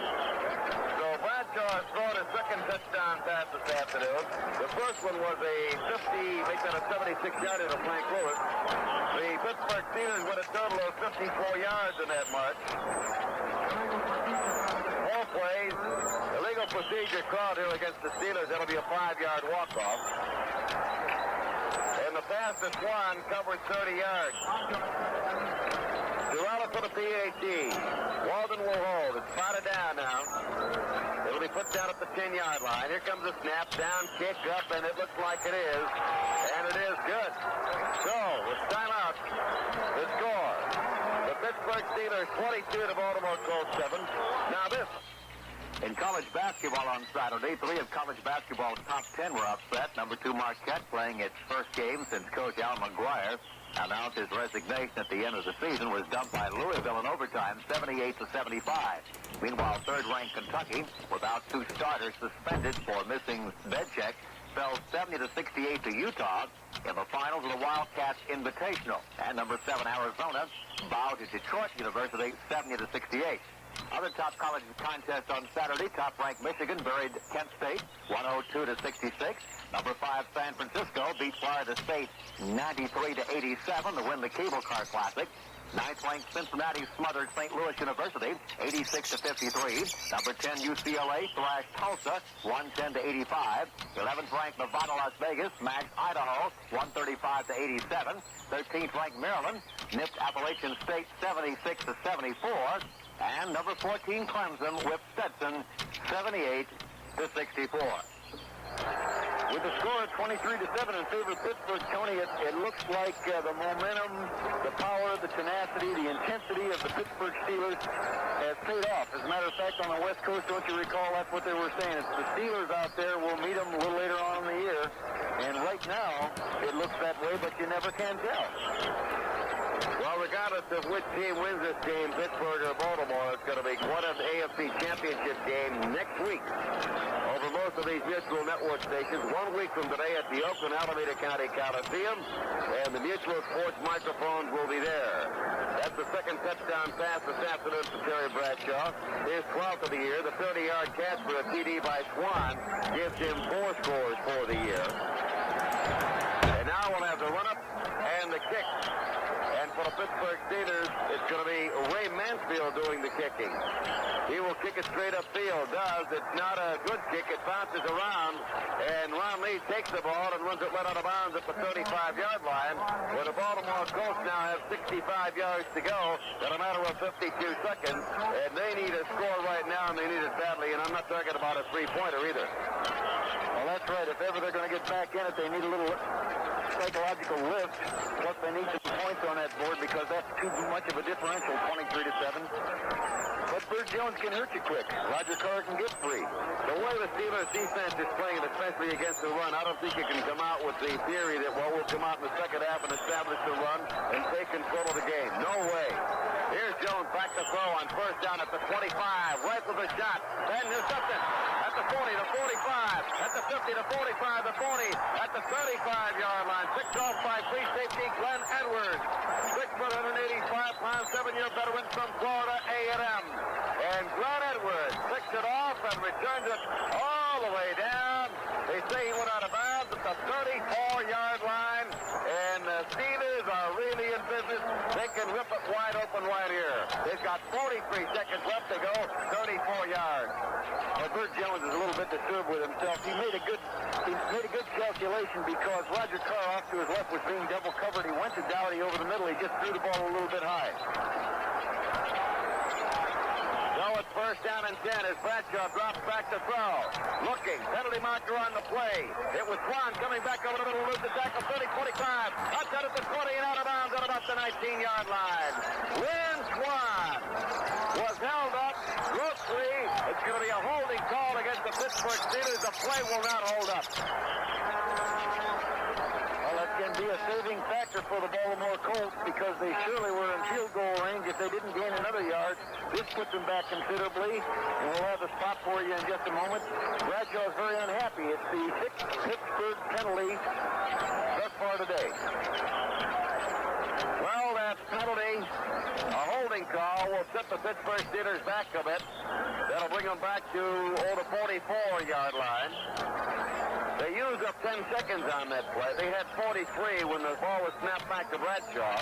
33 now showing on the clock. And that could be a saver for the Baltimore Colts. They've got to keep the Steelers out of field goal range. Slot to the right. Frank Lewis and Lynn Swan. Throw was out to the left. Bradshaw back to throw. He's going to run it. He's not going to run it. He's going to be dropped for a loss back into Pittsburgh territory. He is dropped for a loss back into Pittsburgh territory. He was hit by Big Joe Ehrman, the All-American tackle from Syracuse. Well, John Dutton and Joe Ehrman are two big big giants that do put a lot of pressure on. But the offensive line thus far has held them out pretty well. That sack, and of course they lead the NFL in sacks, the sack pack, but they have to do that kind of thing to get pressure on Terry Bradshaw. Well, the sack for the Baltimore Colts, I believe, was their first this afternoon. And for the Colts for the year, that's going to give them a total of 58, and that's an American Football Conference high, 58 sacks. You know, Oakland's Coliseum, the site of many a National Football League showdown, will again host the American Football Conference title game. Mutual will be on hand with all the play-by-play as the Raiders take on the winner of today's game. And the winner of the first half thus far has been the Pittsburgh Steelers, who are out in front of the Baltimore Colts, 23-7. Last year's Pittsburgh-Oakland match will go down as one of the best in the NFL ever. This year should be no exception. That's the AFC title game next Sunday over many of the usual stations. This is Pittsburgh's sixth possession. On the first three, they got a touchdown, field goal touchdown. On the fourth possession, they fumbled on the two.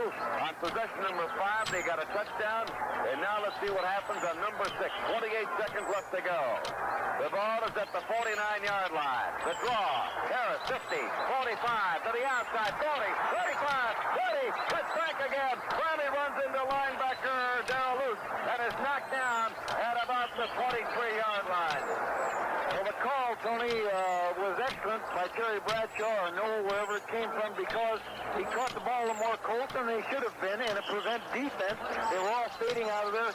He comes back to the pocket. That is he, Terry Bradshaw, makes it look forever more like a pass, flips it to the guy, Franco Harris, who can run like the wind once he passes the line of scrimmage. A good call. And he ran for another 30 yards, and that's going to give him 14 carries, 122 yards in this game.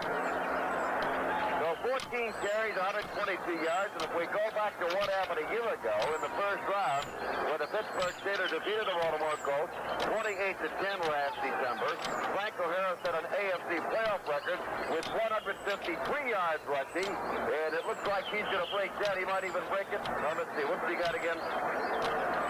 122. Well, he can't break it out in the first half, I don't think, because they've got the ball down at the 22-yard line of Baltimore. First down and 10 to go. And they've got 17 seconds to come up with a marker. Well, that Colts defense, which is one of the better ones in the National Football League, has been thoroughly tested by the Pittsburgh offensive line. Slot right, Lewis in the slot, Bradshaw back to throw. From the 32, right side to Harris, 22, 20, at the 15, at the 10, knocked down at about the 8-yard line. He was in and dropped at about the 8-yard line. But it's going to be enough yardage for the first down. It'll be first down and goal to go. 7 seconds remain. And I believe the final timeout has been called here by the Pittsburgh Steelers. And Roy Durrell will come in to try for a field goal. It'll be a straight up the middle shot. The ball right now resting between the 7 and 8-yard line. Bobby Walden's going to hold. The ball is going to be put down at the 15. It'll be a 25-yard attempt. And if he makes it, the Steelers would have scored 5 of the 6 times they had the football in the first half. And that is darn near peak efficiency. You know, Tony, on that little play where he hit Franco to bring the ball down to that position, Franco was the outlet man, and an inside safety had to come to cover him late. So Walden waiting for the snap. Durrell will try for another field goal. Here comes the snap now. Spot it down. The kick is up there, and it is good. So we've got a timeout here. 4 seconds left to play. And now it's a 26-7 game, and a game that features the irresistible force against the immovable object. Well, the irresistible force up to now has been front of the Baltimore Colts, and the immovable object has done all the floating up to now. That's the steel curtain of the Pittsburgh Steelers.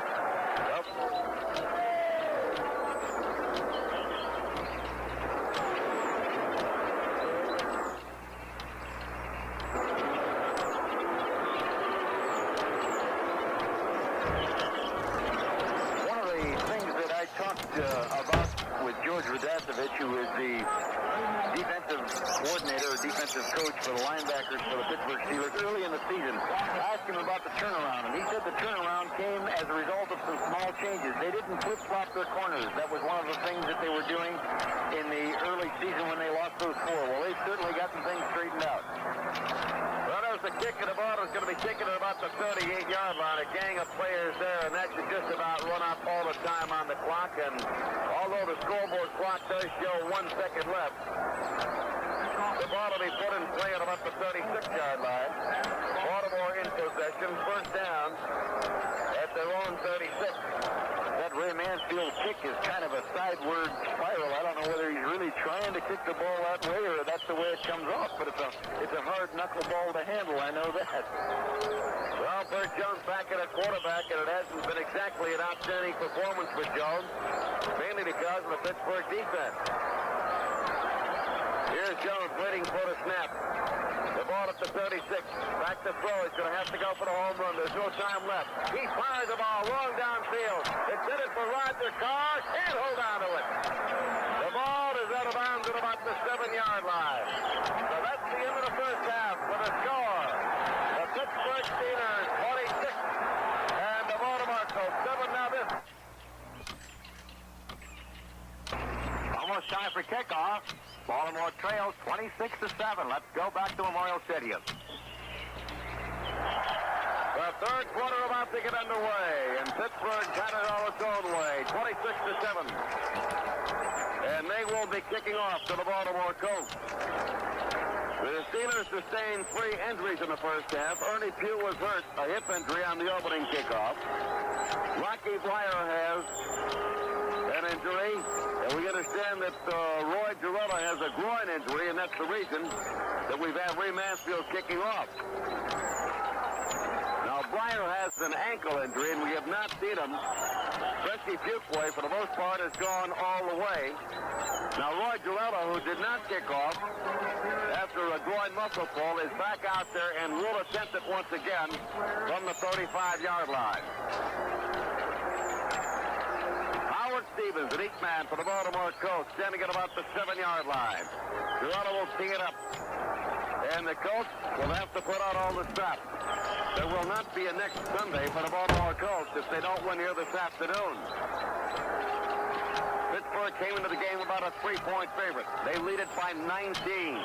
After this contest, remember, it'll be the Dallas Cowboys and the Los Angeles Rams. The kick. Stevens at the 10, the 15, at the 20. Comes to the outside at the 25, the 30, the 35-yard line. Runs into a host of Pittsburgh Steelers and is hustled out of bounds somewhere around the 38 or the 39-yard line. Now Blunt was there for one. Also there for the Pittsburgh Steelers was Greg Blankenship, the linebacker. So it'll be first down and 10 for the Baltimore Colts as the third quarter gets underway. And they've got the ball at their own 38-yard line. The quarterback is Bert Jones. Wide receivers left and right. Carr left. Dowdy right. Handoff, Lydell Mitchell. Runs right into linebacker Jack Hand. Coming up to cover on the play was Mike Wagner. So Mitchell gets 2 yards, and that's it. And the Baltimore Colts have had a very difficult time moving the ball on the ground against the steel curtain this afternoon. From the 38 to the 40-yard line, the gain is 2. Mitchell has carried the ball 12 times, a total of 37 yards. Over the regular season, he gained 1,200 yards, a number 2 rusher behind O.J. Simpson in the American Football Conference. Second down and 8 for Baltimore. The blue-shirted Colts threading 26-7. Jones dropping back to throw. From his 30, fires the ball. The pass intended for Mitchell. It is incomplete. Covering on the play was Andy Russell. Mitchell had to reach back for the ball. It was incomplete, and that'll make it third down and 8 yards to go. Cody Roberts and Tom Pagner here with you. Down at Texas Stadium in Dallas, we've got Lindsey Nelson and Pat Sheridan waiting to bring you the game. And it should be a dandy between the Los Angeles Rams and the Dallas Cowboys. An NFC divisional playoff game. Again, it's Carr wide left. Dowdy is out to the right. Raymond Chester, the tight end, is on the right side. Jones on 3rd and 8, back to throw. Looking, lost the ball down the right sideline. The pass was intended for Don McCauley. He was covered all the way by left side linebacker Jack Ham. Jack Ham did an outstanding job of covering Don McCauley. So on the first offensive series of the third quarter, the Baltimore Colts are not able to move the football, and Burt Jones wants to talk to tight end Raymond Chester. They'll get together and huddle. David Lee back to boot for the Baltimore Colts, standing at the 25-yard line. Waiting for the snap from veteran Forrest Blue. Deep man is Lynn Swan for the Pittsburgh Steelers, standing at the 29-yard line. Finally get the snap back, kick a big rush, and he gets the boomer off. Swan driven back to the 23-yard line, to the 25. He's going to run out of territory at about the 30-yard line, and he has finally rolled out of bounds there. And covering on the play after a 37-yard kick for Baltimore was Dan Dickel, the reserve linebacker. So the Steelers will put the ball in play. 1st and 10 at their own 31-yard line. Tony, we've just gotten a report that Rocky Dwyer will not play in the second half. Currently, it's a sprained foot, sprained toe, and we probably won't see him until possibly the next Pittsburgh game. 1st down and 10 for the Pittsburgh Steelers. They scored on 5 of 6 possessions in the first half. Bradshaw turned around. Franco Harris has running room from the 30 to the 35 to 36 before Bruce Merritt makes the stop on the play. He has some help from left side linebacker Darrell Luce. And the Baltimore Colts up to now have been manhandled not only by the Pittsburgh defense but also by the Pittsburgh offense. An offense that turned up 311 yards in the first half. And Franco Harris now has 15 carries, 128 yards. Second down. 4 to go. Pick up 6 by Franco Harris. Duquay and Harris to the backfield. A quick pitch to Harris to the right side. Gets a block. 35, 40, 42, 43-yard line. Far sideline before he's finally hauled down. Franco Harris just a little slow getting up. He was kicked on the far side by the defensive left end, John Dutton. And the battle of the trenches right now being won, as it has for most of the first half, by the fine Pittsburgh Steelers offensive line. I think the amazing thing about Franco is for a big man, what tremendous balance and agility. I've never really seen any secondary man tackle him, arm tackle him with just one arm. They have to really take him. A first down on the route by Franco Harris to the right side. Bradshaw turns around, gives it to Duquay. Duquay off left tackle, past the 45, up to about the 46 or 47-yard line. Lead blocker on the play was Franco Harris. So it'll be a gain of 3. Second down and 7 as Johnny Stallworth comes into the game for the Pittsburgh Steelers. And Frank Lewis is out as the wide receiver. Offensive line, sure, and Pittsburgh's been doing this, as you pointed out, Tony, is to make a bubble in the defense, to make a dent, to beat them off the line of scrimmage and win that battle. And they've done that. They've done that continually all day long. Second down and 7 for Pittsburgh. The line is set. Bradshaw back to throw. From his 39, fires. A pass is caught by Lynn Swan. Will make it John Stallworth, and he is dropped at the 45-yard line. He was hit by Lloyd Mumford and also by Jim Chayunsky, the middle linebacker, but he did get the first down yardage at the 45-yard line of the Baltimore Colts. It just seems, Tom, that there isn't anything the Colts can do to stem the tide. They really can't. They're afraid to go single coverage and put more rush on them because the receivers of the Steelers are a little too good for them one-on-one, so they go to the zone, and Bradshaw's picking that zone apart when he needs it. First down and 10 at the 45 of Baltimore. Bradshaw dropping back to throw, looking, going long, down to the sideline. Intended for Frank Lewis, cannot get to the ball. Ray Olden complaining to the official that he was interfered with by Frank Lewis, but the official is not buying the call. However, there is a penalty marker in the vicinity of the 45 to 50-yard line. Well, he picked it up, Tony, and put it in his pocket, so apparently it wasn't one that we've come to expect. The officials are talking it over. The ball was at the 45-yard line, and there is going to be a penalty, and it will be against the Pittsburgh Steelers. In all probability, it'll be a holding call, a 10-yarder, and that's what it is. It'll be offensive holding against the Pittsburgh Steelers.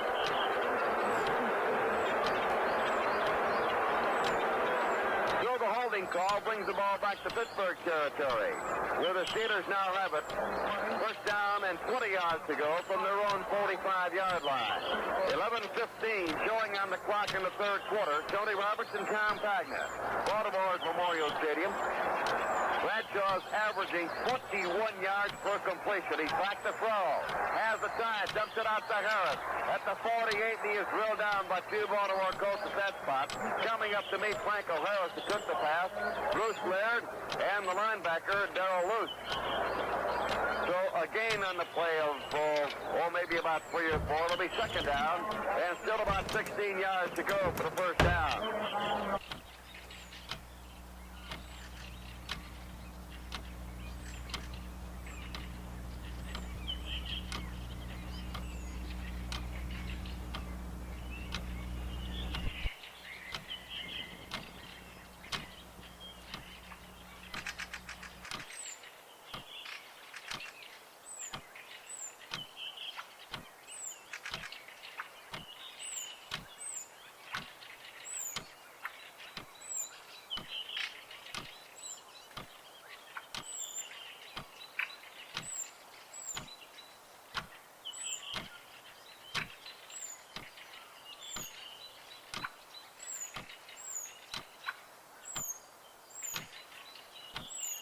If you remember, Tony, in the first opening game when the Pittsburgh Steelers played the Oakland Raiders, Lynn Swann was injured. He's really not been himself all the way through the season. The last 3 or 4 games really picked up, and now he demands double coverage. Stallworth goes wide left, flat to the right. Frank Lewis, wide right, we've got Swann. Here's the handoff. It goes to Harris. Gets away from one man, but cannot get away from another, and he is hit, and he may be hurt. He was hit by John Dutton and then hit again by Joe Ehrman. And I mean, he was really drilled. Well, it looks to be that the hit came from an upper body position.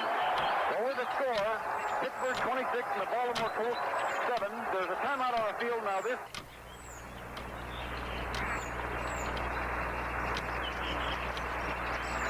Let's check some of the other things in sports now. In the National Hockey League last night, the Philadelphia Flyers extended their unbeaten string to 14 games by defeating the hapless St. Louis Blues 2-0. The Blues have now gone 10 games without a victory. Philadelphia goalie Bernie Parent turned aside 38 shots to secure the shutout. Meanwhile, Dennis Hextall drove home 3 goals. The Detroit Red Wings flew past the Atlanta Flames 6-3. It was the second time in his career that Hextall has scored the hat trick. Elsewhere, the Washington Caps tipped up the Pittsburgh Penguins 5-3. The Toronto Maple Leafs outskated Colorado 4-2. The Cleveland Barons fell the Boston Bruins 6-4. The Buffalo Sabres cut down the New York Islanders 4-2. Rangers beat the Blackhawks, or rather they tied 3-3. Vancouver held off Minnesota 3-1. While the Montreal Canadiens blanked the Los Angeles Kings 2-0. New Year's Day on Mutual will see 4 of the nation's best in college football. First, the Sugar Bowl from New Orleans. Tony and I will be there, and the Superdome is the #1 rated Pitt Panthers, led by Tony Dorsett, take on Southeast Conference champion Georgia. New Year's evening finds Don Criqui and Sam Huffman in Miami for the Orange Bowl. Colorado will face Ohio State in that one, and it's a perfect way to spend New Year's Day. The Sugar Bowl and the Orange Bowl on Mutual. Franco Harris hopped off the field. He was a little wobbly, a little shaky, a little unsteady going off the field. So Franco Harris and Rocky Bleier both sustaining injuries here this afternoon. So in the backfield now we have John Frenchie Tisway, and Reggie Harrison. A double wing formation is Bradshaw. Drops back to throw. Looking, going to run to the right at the 40-yard line. Fires the ball upfield and is incomplete. Incomplete pass on 3rd down and 16 yards to go. Make that 19 to go. And the Baltimore Colts defense stiffens for the second time in this game. Terry Bradshaw elected the last 2 times that he put the ball in the air to send the tight end, both the wide flankers, deep, and then check through or check square his 2 backs. But both times the linebackers for the Colts were up to it and staved off that threat. This is the first punt of the afternoon for 14-year veteran Bobby Walden out of Georgia. Howard Stevens at 8-man for Baltimore. The snap and the punt, end over end, coming down. Stevens can return it at the 20, at the 25, at the 30-yard line. Spins forward, gets to the 32-yard line. A 34-yard kick. And that was the first time that the Baltimore Colts technically did stop the Pittsburgh Steelers. The only time the Steelers did not score in the first half, they fumbled the ball at the 3-yard line. As you say, Tony, that speaks performance. 5 out of 6 times in the possession. The Colts are going to have to do something exciting to get back in it. It'll have to be done soon. They trail it 26-7. 9:53 to go in the third quarter. Burt Jones has the Colts lined up. Carr left. Dowdy out to the right. Jones back to throw. Rifles the ball over the middle. The pass is caught by Dowdy. Second, Raymond Chester. The tight end, Raymond Chester, made the grab at the 45-yard line. 24-yard pass play on a strike up the middle. Burt Jones to Raymond Chester. And the big tight end has scored at least 3 this afternoon. Well, Burt put some muscle on that ball. Out of the corner of his eye, he spotted Roosevelt Leach in the flare. He knew he had that as an outlet, but Raymond Chester came open in the seam, and he drilled it. It was on a dead line. The front four for the Pittsburgh Steelers. L.C. Greenwood, Joe Green, Ernie Holmes, and Dwight White. They're ready to put the pressure on the Colt offense. Jones barking out the signal. Chester the tight end right side. Hand off to Lydell Mitchell. Pull up the middle. 45. Down to the 40-yard line. Brought to a standing stop by Jack Hammond about the 37-yard line. Lydell Mitchell getting about 7 yards on the play. And maybe the Colt offense has found the spark. It's second down and 3 yards to go for the first down. They have been held in check. They gained only 41 yards rushing in the entire first half. Well, it's been said around the league that Steeler defense can intimidate you in the front line, and that's a young Colt squad they're facing. Kenny Mendenhall out over the ball. Burt Jones waiting for the snapback. Calls the signal. Gets the ball. Turnaround. Penalty marker is going to be against the Baltimore Colts.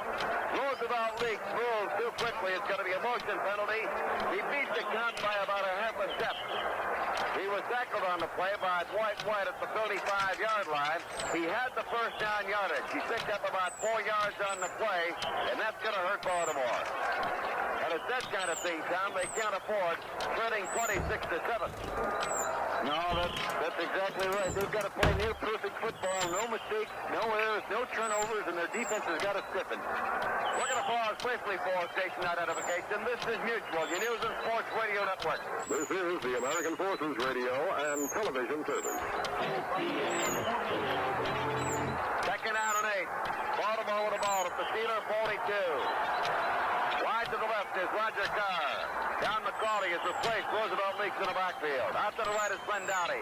Flipped out to Lydell Mitchell. He runs right into the waiting arms of middle linebacker Jack Lambert, who was not pulled on the play. A quick flip by Burt Jones, and it seems that no matter what the Baltimore Colts try, the Steeler defense is equal to the task. Well, Jack Lambert is a sizable pair of arms to wrap around you, and he bear hugged him just the moment that he caught the football. Burt Jones had 2 hot receivers, and he was trying to key off of the middle linebacker, Lambert. Inadvertently, he threw to the wrong one. That's the direction Lambert was headed. They pull tackle Ernie Holmes, and the Steelers insert defensive back Donnie Shell, a 4-year veteran from South Carolina. It'll be third down, 6 yards to go. Burt Jones back to throw at midfield. Looking, pumps one, sinks. Tries to get away from a tackle, spins away from another tackle. It is finally ridden down and sacked by Jack Lambert. All the Pittsburgh Steelers were coming, but there's a penalty down at the 26-yard line. A penalty marker down at the 26. Picked up by the official. The ball will be put down at the 45-yard line. Who's the call going to be against? It's going to be against the Pittsburgh Steelers. Tony, I think it'll have to be a personal foul because the ball was never put in the air to be called pass interference. Well, it may be they're walking it upfield. So runoff will come from the 41-yard line. The original line of scrimmage here. It was third down and about 7 yards to go for the first down. I believe it's going to be a defensive holding call to bring the ball down to the 36 and a first down, an automatic first down for the Baltimore Colts. They have nothing the Colts cause. They sorely needed that first down pickup. They got it by default, however, but any way they can take it right now is how they need it. Half of the third quarter is gone. 7 minutes and 41 seconds showing on the clock. And the Colts trail it here 26-7. Out to the right is Dowdy. Wide left is Carr. I formation. Take the handoff. Coming out of the backfield. Mitchell at the 35. At the 30. Over the ball. Recovered by Andy Russell of the Pittsburgh Steelers. The hit was made by Jack Ham. Rydell Mitchell fumbled the ball, and Andy Russell made the recovery. So the Pittsburgh Steelers get the football. Bert Jones is in a controversy down there with the official. He's maintaining something, and I think he may have won his point. Well, it's not going to be a Pittsburgh recovery. The play may have been blown dead. That's the second big break here. The turnabout is fair play. Bert Jones employed the same tactic that Bradshaw did. He sent the 3 receivers, Raymond Chester, and the 2 wide receivers, Carr and Dowdy, deep, and then checked through Rydell Mitchell and hit him with a little delayed action. But that fumble was really a fumble except for the whistle. I thought it was a fumble. It might have been a quick whistle. The gain is 7 yards. It'll be 2nd and 3, and the Colts retain possession.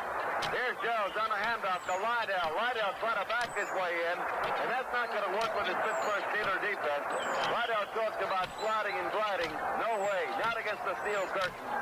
Well, again, it's conjecture on my part, and I really, it's a liberty I shouldn't take, but just as conjecture, Bert Jones cannot attack them straightforward because they're physical. They're too physical for them. However, misdirection, roll out, check through, screen, draw, those are the tools you have to go to against this great defensive unit of the Steelers.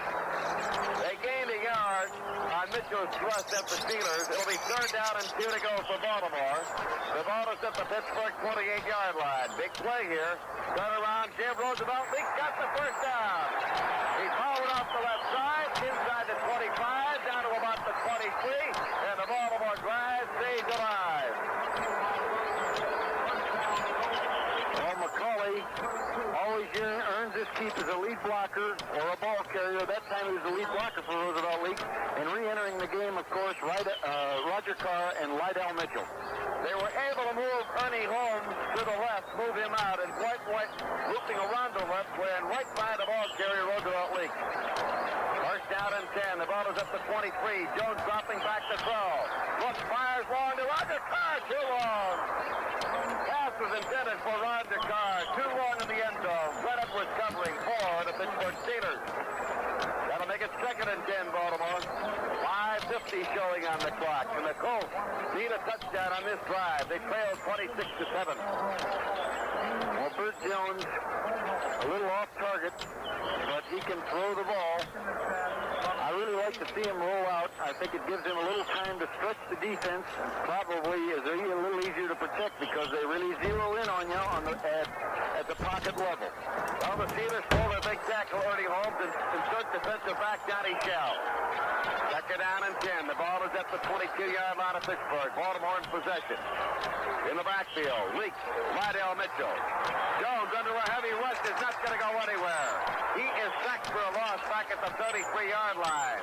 And it was right side linebacker Andy Russell who came in and got the job done.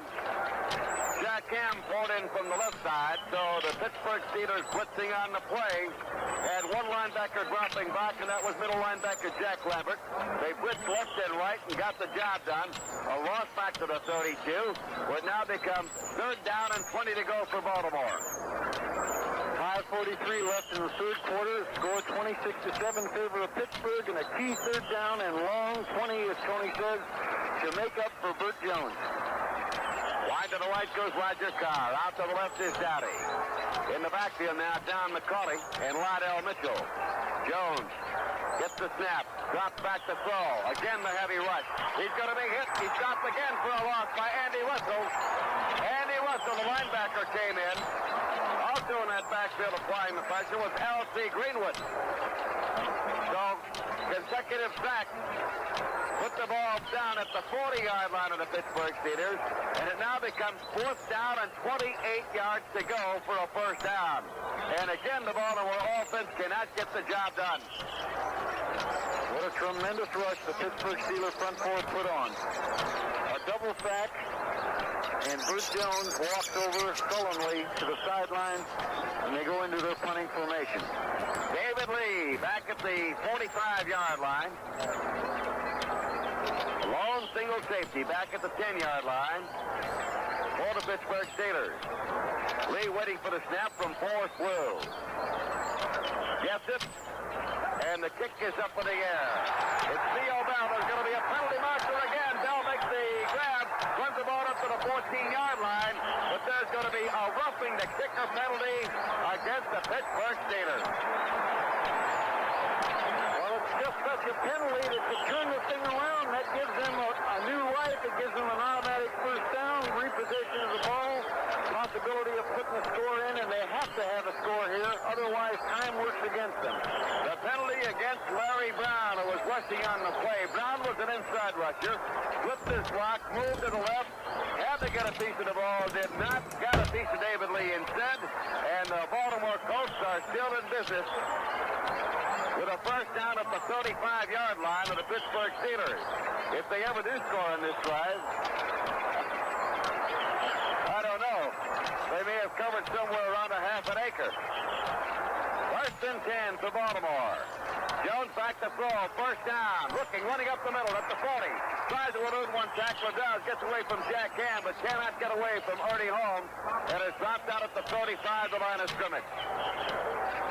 You have to look at the Pittsburgh secondary running step for step for the receivers. Dowdy, Roger Carr, Raymond Chester, and the defensive secondary for Pittsburgh absolutely stacked onto them like varnish on or paint on a wall. 4:25 going on the clock. The score is 26-7. The Pittsburgh Steelers are out in front. They have never trailed in this game. The Colts have run 9 plays from the Pittsburgh 45. They're at the 35 now. Second down and 10. Jones gets the snap, takes the handoff, flips the ball out to Roosevelt. Leaks. It is not in time. The pass was incomplete. There was a penalty marker, however, on the play. And one of the Steelers getting up hurting, and that's the defensive right end, Dwight White. And he's going to be replaced by John Vandersack, a 6'3", 244-pound, 3-year veteran from Eastern Michigan. Well, John McCauley entering the game for Roosevelt Leaks for the Baltimore Colts, and I think the infraction is probably against the defensive set of Pittsburgh because somebody on the defensive line yipped.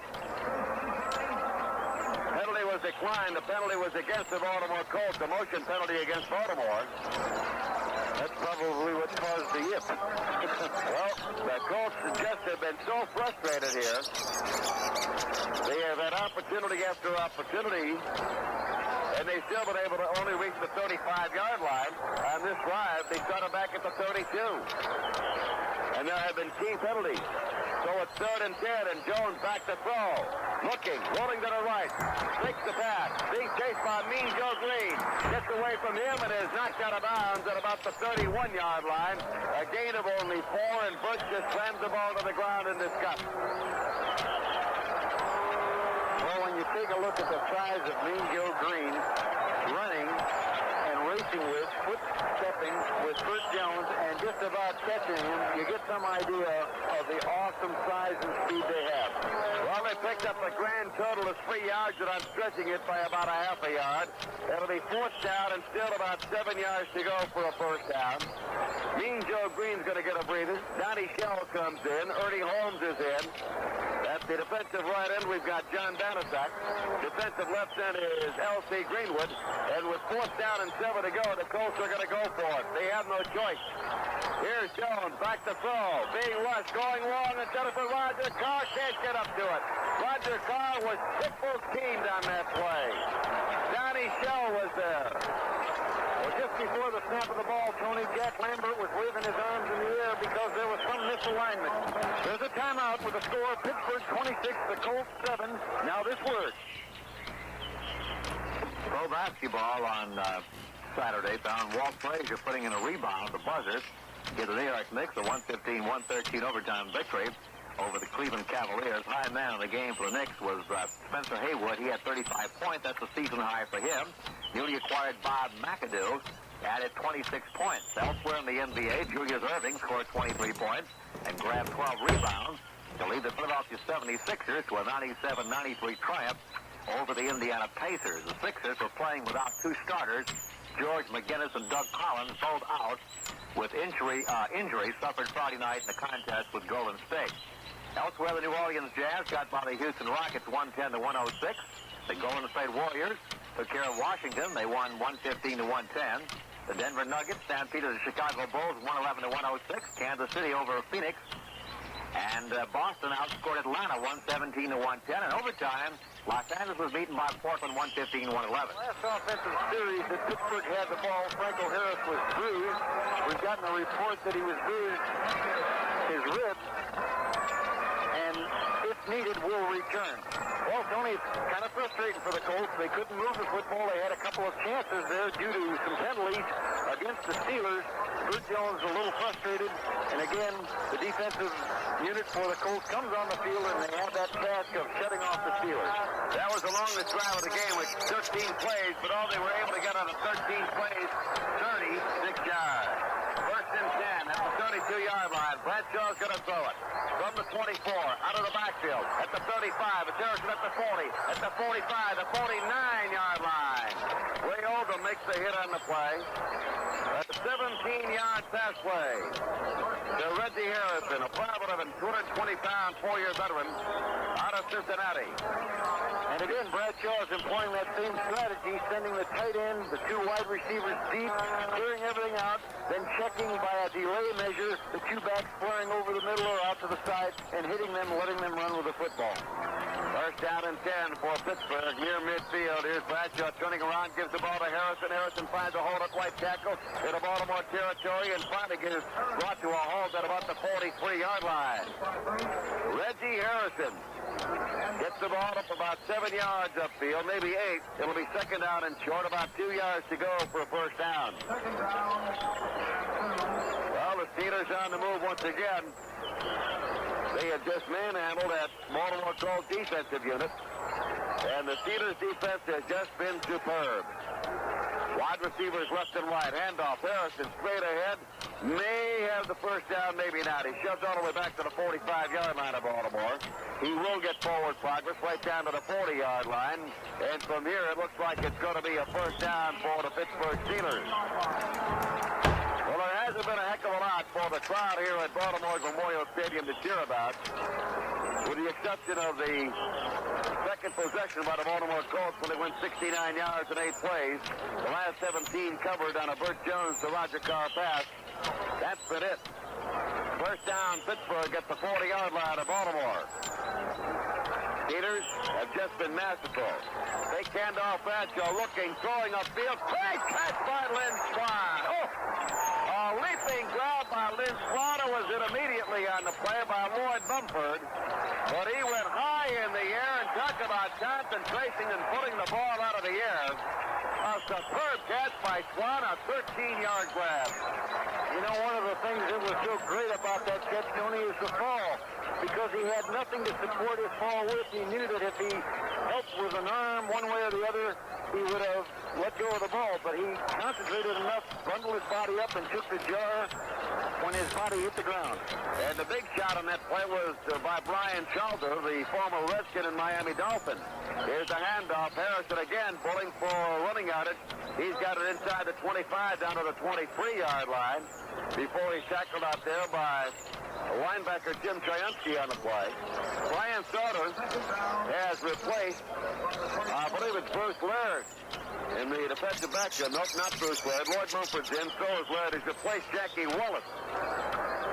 Ray Oldham is one of the deep men in the secondary. Sauter is 6'5", 196 pounds, a 6-year veteran out of Pittsburgh. Reggie Harrison got about 3. It'll be second down and 7. Here's the handoff to Harrison again, and he just pulls his way down to the 20-yard line. Picks up about 4 more yards on the play, and it'll be third down and 3 yards to go.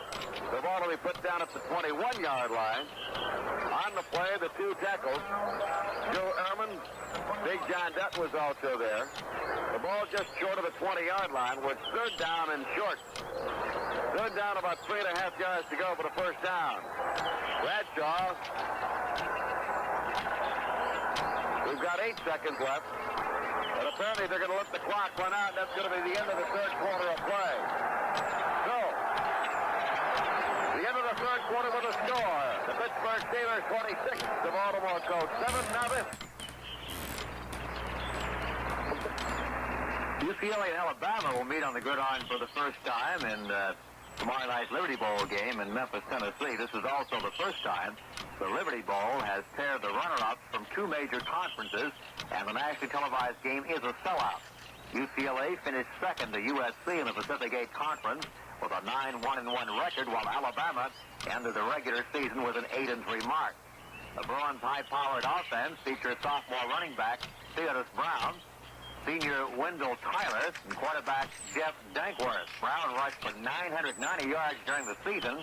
Tyler gained 944 on the ground, and Dankworth picked up 755 yards.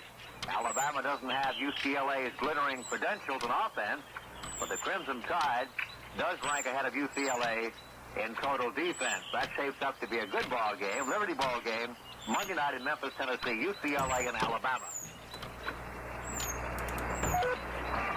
It's the fourth quarter here at Baltimore's Memorial Stadium, where a catastrophe crime for the most part is shot in Stone Sawdust this afternoon as the Pittsburgh Steelers are beating the Baltimore Colts by a score of 26-7 in a game that was supposed to fit the irresistible object. No, what is that? The irresistible force against the immovable object. But anyway, it's 26-7, Pittsburgh out in front. Standing by, Lindsey Nelson and Pat Sheridan down at Texas Stadium in Dallas, Texas. And I'm going to guess that that one's going to be a lot closer than this one has been. 375 total yards so far for the Steelers. 131 yards for the Baltimore Colts. Pittsburgh in possession. The ball up the 41-yard line. Third down and 4. Hand off to Harrison. 20, 15, very close to the 10-yard line. He's got the first down and then some. Well, the Steelers, minus the 2-8 running backs, the 1,000-yard rushers, Rocky Blyer and Franco Harris, are doing right well down practice with Reggie Harrison and John Duplin, especially Harrison now, who's been called on time after time to carry the ball. Well, one of the things that the Steelers have had is the depth to do that kind of thing with. You look at Kruschek coming in for Bradshaw, and now these 2 fine young backs playing behind Franco Harris and Rocky Blyer. 8 carries, 30 yards for Harrison. Good back line set. Bradshaw looking to throw off the ball instead of the Swan. Didn't hold on to it. Got one hand on it, couldn't hold on to it. May not have been a touchdown had he been able to latch onto it, because he was touching that ball just as he stepped out of the end zone. Ward Munford was covering on the play for the Baltimore Colts. The Steeler offense has surprised me today. I think it surprised a lot of Colts fans and maybe the Colts team itself. It only gets harder for the winner of this game. Of course, it becomes very easy for the loser because their season's over. And the Steelers have gone on 9 straight. This is 10. This is making 10. 11 out of 15, 205 yards for Bradshaw. The line is set. Bradshaw back to throw. Big rush on. Touchdown, Lynn Swan. Bradshaw, 11-yard touchdown pass to Lynn Swan. And it's now a 32-7 ball game. Tony, I think Lloyd Mumford is going to be seeing Lynn Swan crossing in front of him, running post behind him all of his life, because Lynn Swan is about an agile, smooth-flowing, high-gear, second-gear, change-of-pace receiver as I've ever seen. What he did there was got the inside on Lloyd. He gave a little head fake to the outside, cut underneath him, and then on that crossing pattern, Bradshaw just made a perfect throw. Here comes the point after touchdown attempt by Girona. And I think we can safely say it'll be Oakland and Pittsburgh next week. It's up and it is good. So, with a score, the Pittsburgh Steelers 33, the Baltimore Colts 7. There's a timeout on the field. Now this. Kentucky's basketball team lost the nation's longest college winning streak and a chance to move up in the college rankings this weekend, but the Wildcats are going to be tough for the rest of the year. Kentucky's 16-game winning streak came to an end on Saturday night when Utah shocked the third-ranked Wildcats 70-68 in the championship game of the Kentucky Invitational, where the parent Kentucky missed the services of freshman guard Jay Schindler and center Mike Phillips, who were suspended by Coach Joe Hall prior to the tournament for missing curfew. However, Hall said the two starters and reserve Truman Clater will rejoin the team for Kentucky's next game against fourth-ranked and unbeaten Notre Dame on December 30th. That should be some ball game. Utah, which knocked off nationally ranked Nevada, Las Vegas earlier this year, played a near flawless game against Kentucky. Jeff Judkins scored 24 points. Earl Williams sealed the verdict when he hit a jump shot with 1 second left. Utah's defense held Jack Givens, Kentucky's leading scorer, to just 8 points. Pittsburgh has just scored its 33rd point, leads the ball game 33-7. There's 14-10 left in the fourth quarter. Pretty much dominated things here today, and they're getting ready to kick off again to the Colts. Gary Bradshaw's thrown 3 touchdown passes. Here's a run-up and a boot. It'll be taken by Stevens at the 16, at the 20, at the 25, at the 30-yard line. Comes to the outside, eludes a couple of tacklers, and fights his way up to the 35-yard line, where Baltimore takes over first down and 10 at the 35. I remember a statement that Chuck Noll made just prior to their winning the first Super Bowl. He said simply, whatever it takes. That became the motto of that team, and they have done that this year, whatever it takes, and it looked like for a while it was going to be impossible. Well, attendance here today, 60,000, 20 people. It's a complete sellout. First down and 10 for Baltimore. Bert Jones has gone all the way. Double wing formation. Jones getting the snap. Moving to the left, looking, throwing the ball up over the middle. Lydell Mitchell's got it, and he's going to be ridden down back at the 37-yard line. He caught the ball actually at the 43-yard line, and Jack Lambert was the man who knocked him down. Lambert made the tackle on the play. A sign just a moment ago, Tom, said they will accept refunds. The championship game of the American Football Conference would be played in Oakland next Sunday afternoon, and you can hear it right here on these Visual Network stations. And that one between Pittsburgh and Oakland just might be better than the Super Bowl.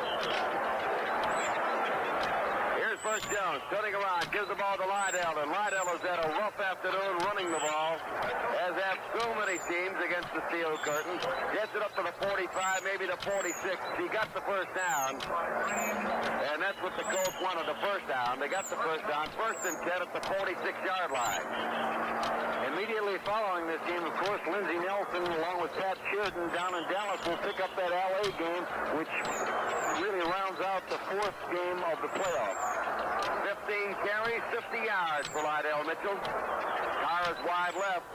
Here's Jones looking, rolling to the right, throwing on the run, in and out of the hands of Raymond Chester at the 45. He had the first down yardage, couldn't hold on to the football, incomplete pass.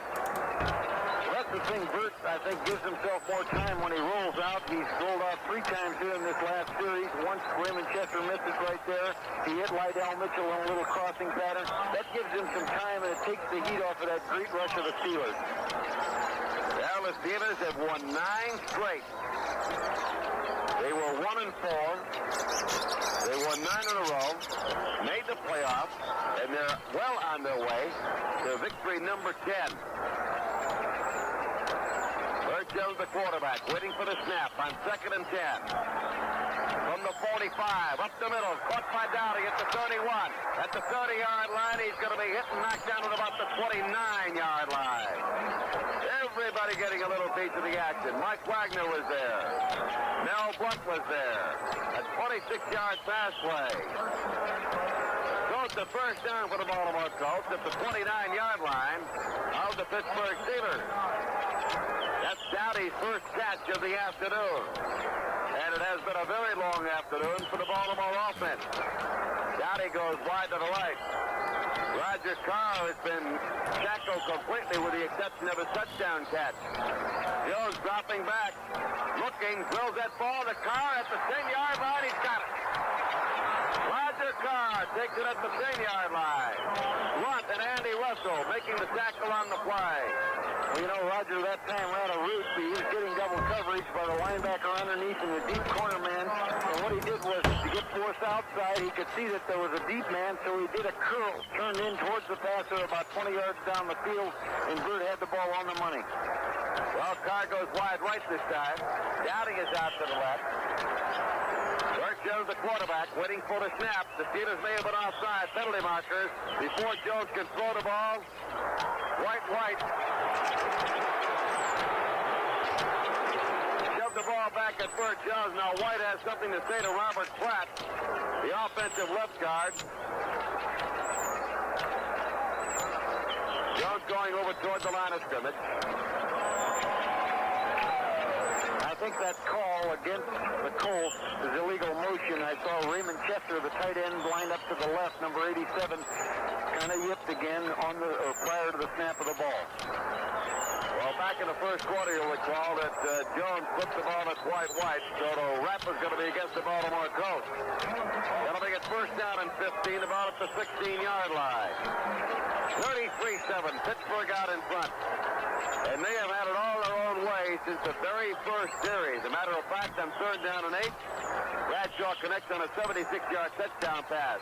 Here's a pass into the end zone intended for Raymond Chester, and it is incomplete.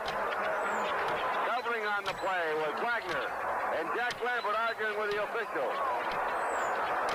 Lambert can really drop back and cover him. I was just going to say that, Tony. He's amazing because, you know, he's 6'4"-ish and maybe even a little taller than that. And one of the things that he does, he's mobile. He got 15 to 17 yards of drop from the middle linebacker spot trying to cover Raymond Chester as a tight end to the right. That's fabulous. Well, Lambert comes out. They insert an extra back. And that's going to make it 2nd down and 15 to go. Will they blitz here with 2nd and 15? Everybody's coming. Jones has to throw. Intended for Carr. Penalty marker on the play. Or was there? The official threw his hat, I thought. Well, really, Burt Jones did the wisest thing he could have done. He put the ball up, he laid it up, and allowed Roger Carr to run under it because he knew he was going to be safety blitzed by the right strong safety, and there was nothing else to do but unload the ball and take its possibility of having a reception by Carr. The reason that official upfield threw his hat was apparently Carr went out of bounds on the pattern, and then they'd come back inbound. So the official in throwing his hat had marked the spot on the field where Carr had run out of bounds. So if the catch had been made, it would not have counted. That'll make it 3rd down and 15. The ball at the 16-yard line of Pittsburgh. And the Steelers leading at 33-7. 11:32 to go. Here's Jones under heavy pressure to Dowdy. Dowdy's got it. Fights down to the 5-yard line, to the 4-yard line. He finally got away from left corner J.T. Thomas. There is a penalty marker on the play. They are teeing off on Burt Jones now. They really are, Tony. They were in a single free safety so that they could blitz the linebackers, and they were really coming. As a matter of fact, the ball he threw was a quick release. You know, if they're going to play and you've got a guy like Burt Jones, I don't understand why more teams will have people like Burt Jones and Joe Theismann just don't go to the shotgun to give that guy a little more time. Makes a lot of sense when you got such a tremendous front row of beef coming in at you, and then you add on to that with the linebackers and safety blitzes. We pause briefly for station identification. This is Mutual, your News and Sports Radio Network. This is the American Forces Radio and Television Service. Well, Burt Jones, down inside the 10, Tony, we've seen it before, often puts the pressure on himself. I don't know whether he dare do it right here with the Steelers, but they're getting double coverage on Roger Carr, and a little misdirection by Burt wouldn't hurt. First down, goal to go. The ball at the 8-yard line. Hand off to Lytle. Mitchell at the 10, at the 5. Down to the goal line at the 1-yard line. Did not get out of bounds. 11 minutes and 15 seconds. Clock running here. Lydell Mitchell on a switch to the right. He'll come out now as Don McCauley comes into the ball game. And also another tight end for the Colts, Jimmy Kennedy, going in. Probably going to run that power play inside the 1-yard line now. Or right at the 1-yard line, I beg your pardon. Dowdy goes wide to the right. Roosevelt leaks and down McCauley. A couple of power backs to the backfield. Burt Jones cut around. Give Roosevelt leaks. He's got the touchdown. Roosevelt leaks. Scores a touchdown on a flat from the left side. And that is only the 6th touchdown rushing against the Pittsburgh Steelers all season long. That is the National Football League poll. The Colts did do that. They've been on the board twice now. That makes the score 33-13. They'll be trying for their 14th point. 10:44 left to play in the fourth quarter as the Steelers, except for a couple of big plays by the Colts, have dominated play here today. 10:44 to fourth quarter. Linhart for the PAT. Penalty marker on the play. It's up and it's good. Hold it. A flag on the play. 33-13. That's the tally. Offside. Pittsburgh declined. Point is good with the score. The Pittsburgh Steelers 33. Baltimore 14. There's a timeout now. This word.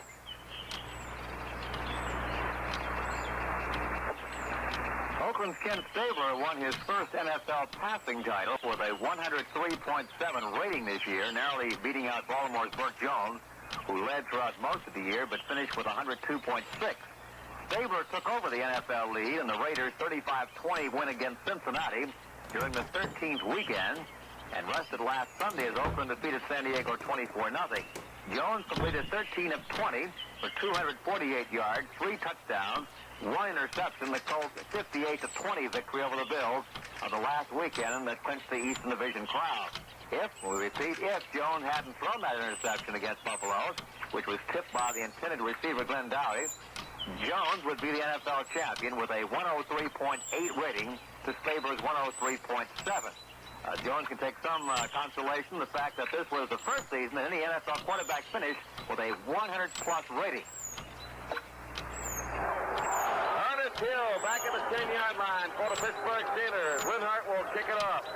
Remember, tomorrow night, stay tuned to your mutual station because it'll be the Liberty Bowl. The Bruins of UCLA battling the Crimson Tide of Alabama. One of college football's best matchups of 1976. Lindsey Nelson and I will be at the Liberty Bowl Stadium in Memphis, Tennessee. The Liberty Bowl tomorrow night right here on Mutual. After this game, the Dallas Cowboys and the Los Angeles Rams from Texas Stadium. Lindsey Nelson and Pat Sheridan. They went up by Linhart and the kick. Onside kick recovered nicely by the Steelers at the 50-yard line, and they are in business. That recovery was made by Pittsburgh's big tight end Benny Cunningham. The onside kick does not work. It's been a very costly last couple of games for the Steelers in terms of people. In this game alone, Franco Harris is on the sideline with bruised ribs. Rocky Bleier with an injured foot. Ernie Pugh got hurt on the kickoff return to open the game. Roy Girella has a stretch groin, and they lost Jack Delaplane a week ago. Bradshaw is still the quarterback. The running backs are Harrison and Quincy Fuquay. And Reggie gets hit, spins around, tries to get some more yardage. Does manage to get the ball into Baltimore territory before being ridden down by Jim Triumphs and by Big John Dutton, the defensive right end. Picks up about 2 on the play. It'll be second down and 8 to go. Johnny Stallworth comes into the game. Frank Lewis is out. Lynn Swan of the Steelers has caught 5 passes for 77 yards this afternoon, and 2 of those 5 passes have been for touchdowns. A 30-yarder back in the second quarter, and at the top of the fourth quarter, an 11-yard pass from Bradshaw. Bradshaw back to throw. Swan cutting over the middle. Bradshaw throws to Swan. He's got it at the 43. He's hit. There's also a penalty marker on the play. Swan flanks wide to the right, cutting over the middle. Was hit and upended by Jim Chiansky, the middle linebacker. But there was a penalty marker thrown upfield, and apparently the rap was going to be against the Pittsburgh Steelers. And a very educated guess here would be a holding call. You know, Tony, the pattern that they're running with Lynn Swan, they're running it against the zone. The Colts are going to a zone so that they don't put the pressure on a guy like Lloyd Mumford playing single up on Lynn Swan. Swan runs down from his wide receiver right position about 8 to 10 yards, and then he does a square all the way across the field. This is after the tight end and the other split end on the other side have driven deep and have let the zone expand. And it's an underneath kind of thing. Bradshaw can deliver that in his sleep, and it's a very dangerous play offensively. Second down and 19, the 10th penalty against the Pittsburgh Steelers. A total of 70 yards. Bradshaw back to throw. Flips it out of the backfield at the 40, the 45, the 50. It's this way at the 45, at the 40. Runs into a Colt defender, breaks away from Brian Stauber, and gets about 4 more yards on the play. He's finally knocked down at about the 26-yard line. Lloyd Mumford made the hit after a 31-yard play. Bradshaw, that is, to Quincy Fuquay. Now Now the second unit is in there. Ray Mansfield, the 5-year veteran from Minnesota, is in at center. Jerry Mullins is still in that right tackle. Frank Lewis comes out, and back into the ball game we've got Lynn Swan. So a 31-yard play puts the Steelers in business. First down and 10 at the 27-yard line of the Baltimore Colts. Bradshaw on the handoff. Duquay again to the right side. 25, 20, pulls over a tackler and fights down to about the 17-yard line before Darrell Lewis, the left side linebacker of the Baltimore Colts, makes the stop on the play. Well, Frenchie Fuqua has not had a whole lot of playing time this year. He's really doing well, spelling off Rocky Bleier, the injured Rocky Bleier, I might add. One of the things that, he suffered, he was a premier running back several years back. He had knee surgery. He came back off of it. He served in a backup capacity, but that's really the mark of a good football team, when you have depth and guys that are willing to step in when they're called on. First down, 10 yards to go. The ball is at the Baltimore 17-yard line. Bradshaw off the Fuqua, cuts in at the 15, the 10 down to the 9-yard line. Frenchie Fuqua again stopped by linebacker Stan White, the 5-year veteran from Ohio State, but not before he picks up a good 6 or 7 yards. A gain of about 7. It'll be second down and 3 yards to go for the first down. Larry Brown comes out. The Steelers have 200 yards rushing, 239 yards passing, 439 total yards, and my friend, that's what you call offensive balance. Second down. Here's the handoff to Harrison. 10 at the 5. Touchdown, Reggie Harrison. Harrison on a bolt up the middle. From 10 yards out, goes in for the score. Well, the Pittsburgh Steelers are hot. They really are. Little reverse pivot, quick opener, trap, handoff to Harrison, and he just ripped it in. And Tony, out on the West Coast, they're screaming Oakland. They want Pittsburgh. And I wonder if they really know what they're saying. This is an awesome football team we're watching today. They can have them. Are you so cold? Well, I've had warmer days in the broadcasting business this year. Had some wet ones, had some snow in Cincinnati when we watched the same team win over the Bengals. Ray Mansfield going to try with a point after here. Bobby Walden holding the kick by Mansfield up. He's got it. And boy, is he happy with a score. The Pittsburgh Steelers 40. The Baltimore Colts 14. There's a timeout on the field. Now this. Well, it's final now in Miami. Joanne Worsham and Chichi Rodriguez, their games meshing perfectly, rallied with 3 straight birdies today on the back 9 for 71 to win the mixed team golf championship, thus splitting the $40,000 first prize. The diminutive Worsham-Rodriguez team will exchange kisses on the cheek after each of their birdies finished the tournament with a 13 under par 275. They were 4 shots ahead of the Sylvia Bertosolini Jim Colbert team, and Australians Penny Pulse and David Graham, who tied at 279. Worsham and Rodriguez had gone into the final round, tied with Sandra Post and Tom Watson at 12 under par 204, but Post and Watson faltered badly with a 4 over par 7 to finish 4th at 280.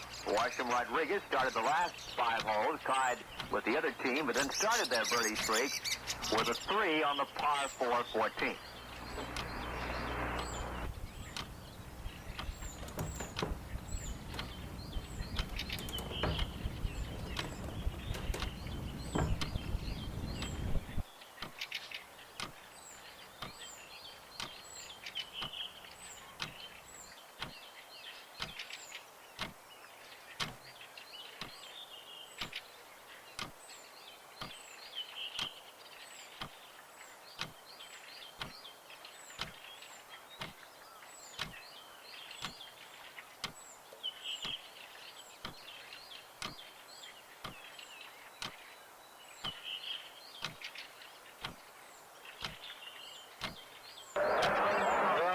Pittsburgh Steelers fans that made the trip from Pittsburgh to the Colts Stadium today, Tony, and they aren't walking away disappointed. As a matter of fact, you pointed out Ray Mansfield kicked that extra point. That had to take him back, 15 years maybe to his college days. He got on the scoreboard. They were happy for him with that extra point. And the run up found the kick, and it's Howard Stevens deep at the 10-yard line. The kick going off to the side. It will go out of bounds, and that means they'll try it all over. It'll be a 5-yard penalty against the Pittsburgh Steelers. A look at the stats. Bradshaw, 13 out of 17, 247 yards. 3 touchdown passes this afternoon. One to Lewis, 2 to Swan. 210 yards rushing for the Steelers.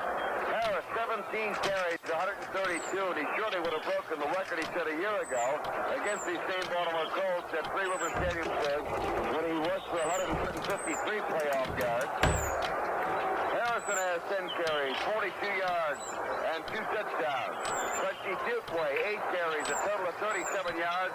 Lynn Swan, 5 receptions, a total of 77 yards, and 2 touchdown passes. It's Bobby Walden doing the kickoff now, and Mansfield got a little rest after he scored. Bobby'd have a tough time in pass, front and kick. That went to the 30, the 35, up to about the 40, 45-yard line. Ryan Lee made the run back, about a 15-yard run back from the 30 to the 45. And the Baltimore Colts have the ball. First down and 10 at the 45. Well, not so much from the Colts standpoint, Tony, but if indeed the Pittsburgh Steelers get back on offense again, I would kind of go with your suggestion through the year that they jerk Bradshaw, give Krusek a little time, spare any possibility of injury. First down and 10. Terry Bradshaw has been 9 near perfect this afternoon. Jones back to throw. Being rushed. Throws the ball up over the middle. Roosevelt leaks the fullback coming out of the backfield. Got it. There is a penalty marker, however, on the play. Leaks with the ball down to the 45-yard line.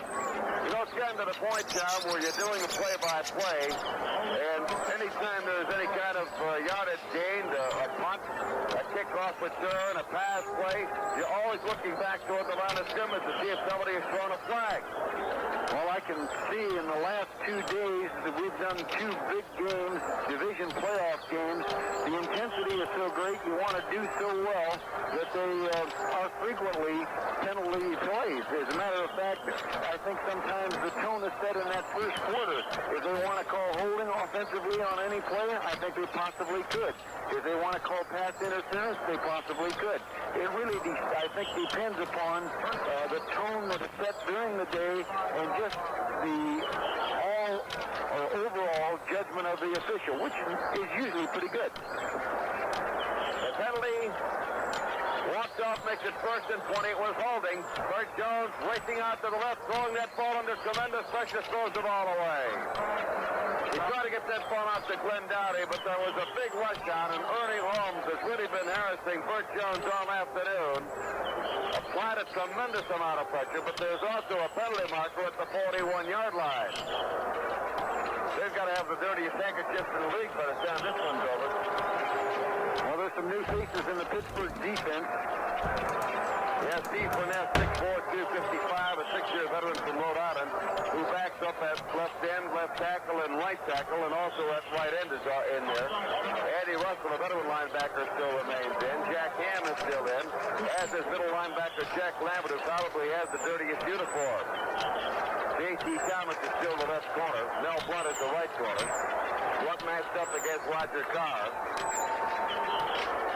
Jones dropping back to the 30, eludes the rush, can't get away from Ernie Holmes, and he's going to be sacked. He's up for a loss back at the 37 to 38-yard line.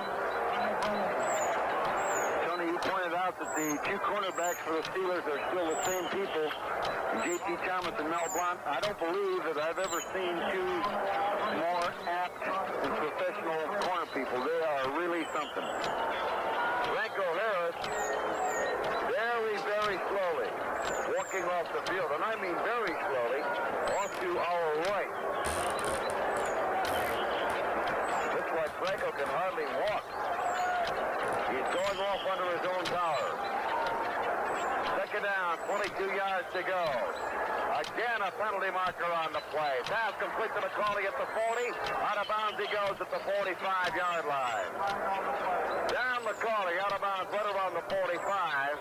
But as soon as that ball was snapped, there was a penalty marker thrown down, and the rap is going to be against the Baltimore Colts. And Bert Jones can't believe it. Just tucks his hands under his armpits and says, "You got to be kidding me." Well, when things go bad said, and they often do, what's that old saying, that old saw about if there's anything possible that can go wrong, it will. I think they call that Murphy's Law, and the Baltimore Colts have got to believe that today. And it's now second down and 27 yards to go. 6 minutes, 42 seconds left. That's the 19th penalty in this game. That's 19 penalties taken. 6 have been refused. 40-14. Pittsburgh on top of Baltimore, and a laugher for the Steelers this afternoon. Jones back to throw.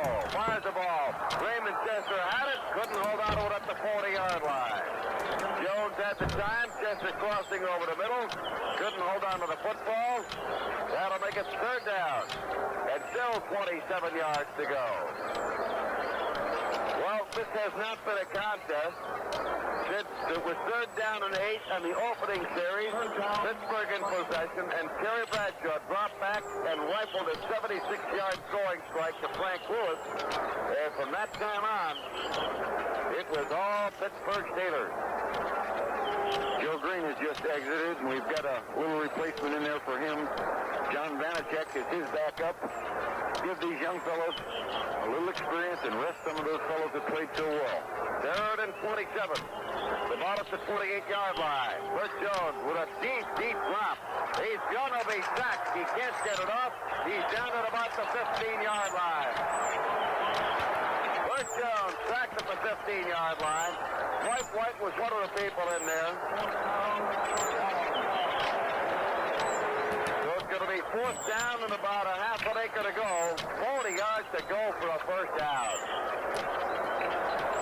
Bert Jones will have better days. He's had them, and he will in the future. He's a great quarterback, as witnessed by the fact that he was issued the award that he was today. And one of the things about Bert is he's a tenacious young individual. He's competitive. He'll be back.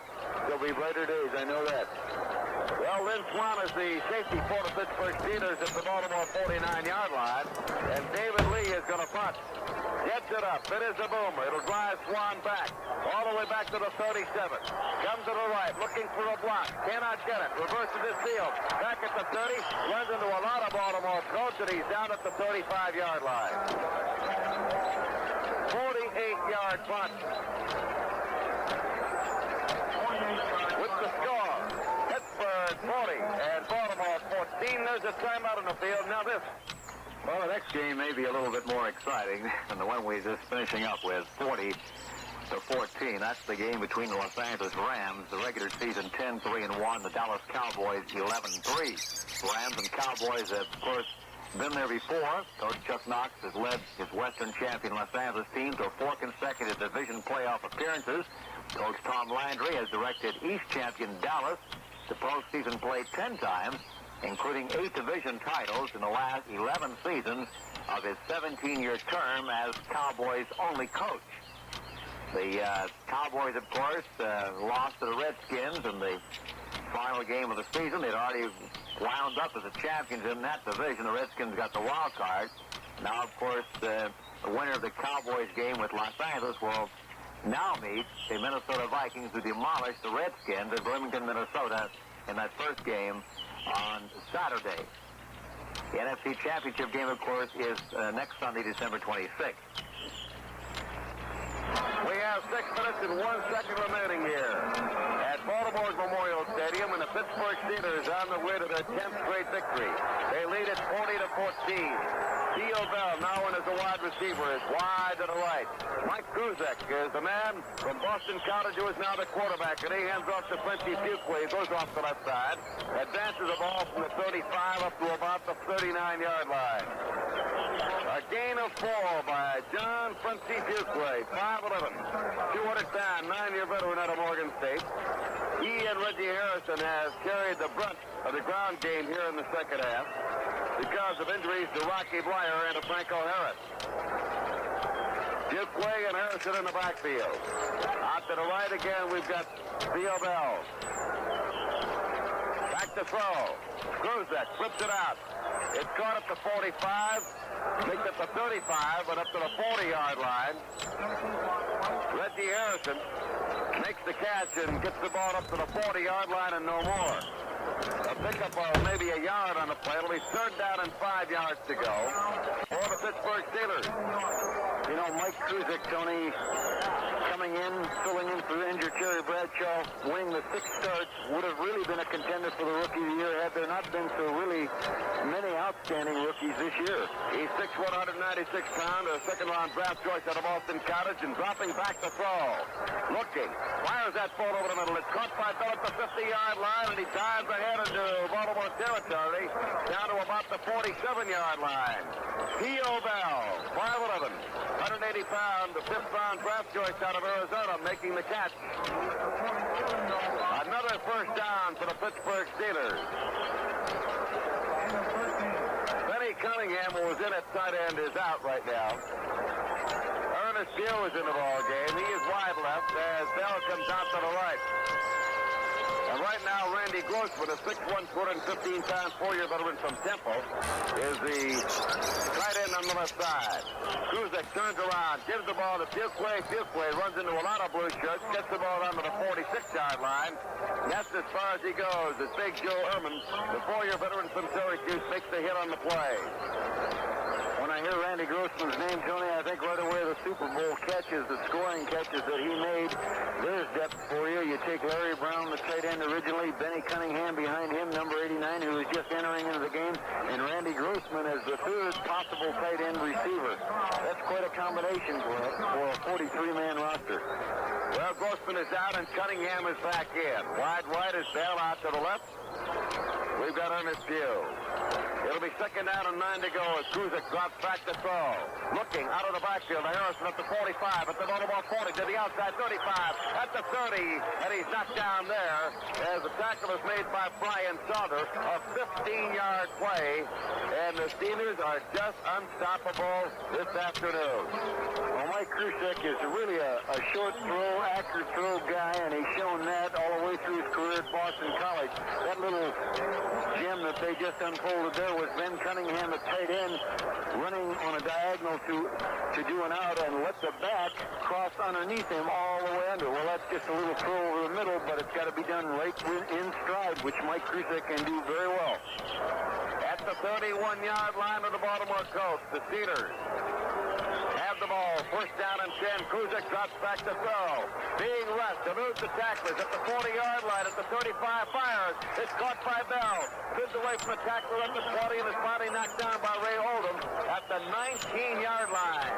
That is enough for another Pittsburgh first down. Well, the Baltimore Colts pass defense has been riddled here today. It was early by Terry Bradshaw for 3 quarters. It is now by Mike Kruzik with a continuance of 3 straight completions. They're marching on. I don't think they're necessarily interested in scoring with 2:08 left on it, but Mike Kruzik is 4 out of 4 for 40 yards. Well, there's a timeout with a score. The Pittsburgh Steelers 40 and the Baltimore Colts 14. Now this word. Bad news for Kentucky, University of Kentucky fans of sports. The NCAA has slapped the University of Kentucky with a 2-year probation Sunday because of rule violations in the football and basketball program. Under the probation, the school's football team, which plays North Carolina in the Peach Bowl at Atlanta, will be barred from postseason competition following the 1977 football season. The Wildcat football team also will be prohibited from appearing on national television during the first year of the probation. In addition, the school will be permitted only 25 new scholarships in football for the 1977-78 academic year, 5 less than permitted under the rules. And Kentucky will be allowed to award only 3 new basketball scholarships in each of the next 2 academic years. The chairman of the NCAA Infractions Committee said the penalties could have been more severe if Kentucky had not cooperated with the investigation. We're at the 2-minute mark of the ball game. A reminder that after this one's over, we head for Texas Stadium. Lindsey Nelson and Pat Jarrett for the NFC Divisional Playoff game between the Dallas Cowboys and the visiting Los Angeles Rams. And I think we'll follow the same pattern we had yesterday. High-scoring game for an opener and a tight one for a nightcap. 517 offensive yards.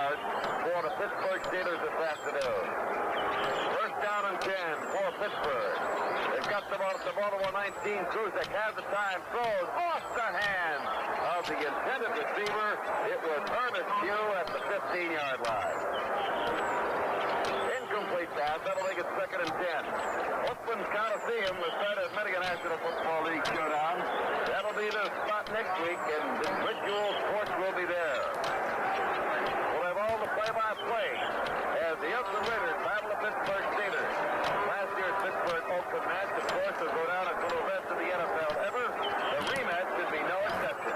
That's the AFC title game next Sunday over many of these visual network stations. Second down, 10 to go. Kruzek again over the middle. The pass is caught by Harrison coming out of the backfield, and he gets a couple of yards on the play. He's hit and driven down, right around the 16-yard line. The tackle made by Darrell Luce. Well, you want to talk about intensity. We saw Oakland and Pittsburgh in the regular season opener time. Next week for the American Football Conference Championship, I don't know. And don't forget it, just a minute and 26 seconds from now, we'll tune in with Lindsey Nelson and Paul Sheridan's Dallas LA game is underway. Off to the right, we've got Theo Bell, the handoff, draw play, the ball going to Fuquay. Fuquay at the 10, at the 5, and down to the 4. Brian Sauter makes the tackle for the Baltimore Colts. The Colts defense is all but given up here. As Fuquay going off the left side, a little sprint, gets the ball down to the 3-yard line, and with 50 seconds left, the Steelers can make it 47-14. It's got to be a heartbreak. It's got to be frustration for the Baltimore Colts, who have fought valiantly to get in this playoff. Well, they've been eliminated twice in the first round by the same team. The defending Super Bowl champion Pittsburgh Steelers. Kruzek got the line set. Turn around. Give Fuquay. Try to go to the outside. Can't touch him. Tripped up on the play by Ray Oldham, the right quarterback, who came in to make the hit. Gets the ball down to about the 2-yard line. And the Steelers are not going to run another play. They will let the time run out. We have 13 seconds on the clock. It is now down to the 10-second mark. Down to 8. Down to 6. It's down to 4. Make it 2. And this football game is over. The final score, Pittsburgh 40, Baltimore 14. And that means it'll be Oakland and Pittsburgh next week at the Oakland Alameda County Coliseum. Well, it's about something like the game we had on Saturday, the first game. That was the NFC playoff game where Minnesota routed the Redskins 35-20. Actually, it was more lopsided than that. They sent the reserves in, and the Redskins scored a couple of touchdowns on passes by Billy Kilmer. So the game really didn't indicate actually the lopsided affair between the Vikings and the Redskins. Well, that should be a good matchup. The Oakland Raiders, winners by 3 points as the Stabler went over in the waning moments of the game on a rollout to the left. The Oakland Raiders are the best record in professional football, meeting the Pittsburgh Steelers, the toughest team on defense. 14 points is a lot of points for Pittsburgh to allow. They hadn't allowed that many points since they allowed Houston 16. That was 4 weeks before the end of the regular season. Now, Pittsburgh and Oakland have met before. That was in the opening game of the season where Oakland won by 31-28. This broadcast was authorized under rights granted by the Pittsburgh Steelers, Baltimore Colts, and the National Football League. It was intended solely for the entertainment of the AFRTS listening audience. Any publication, rebroadcast, or other use of the descriptions and accounts of this game without the express written consent of the Pittsburgh Steelers, Baltimore Colts, and the NFL is prohibited. Our thanks again to Mutual's Tony Roberts and Tom Pagna for their description of today's game from Memorial Stadium in Baltimore, Maryland.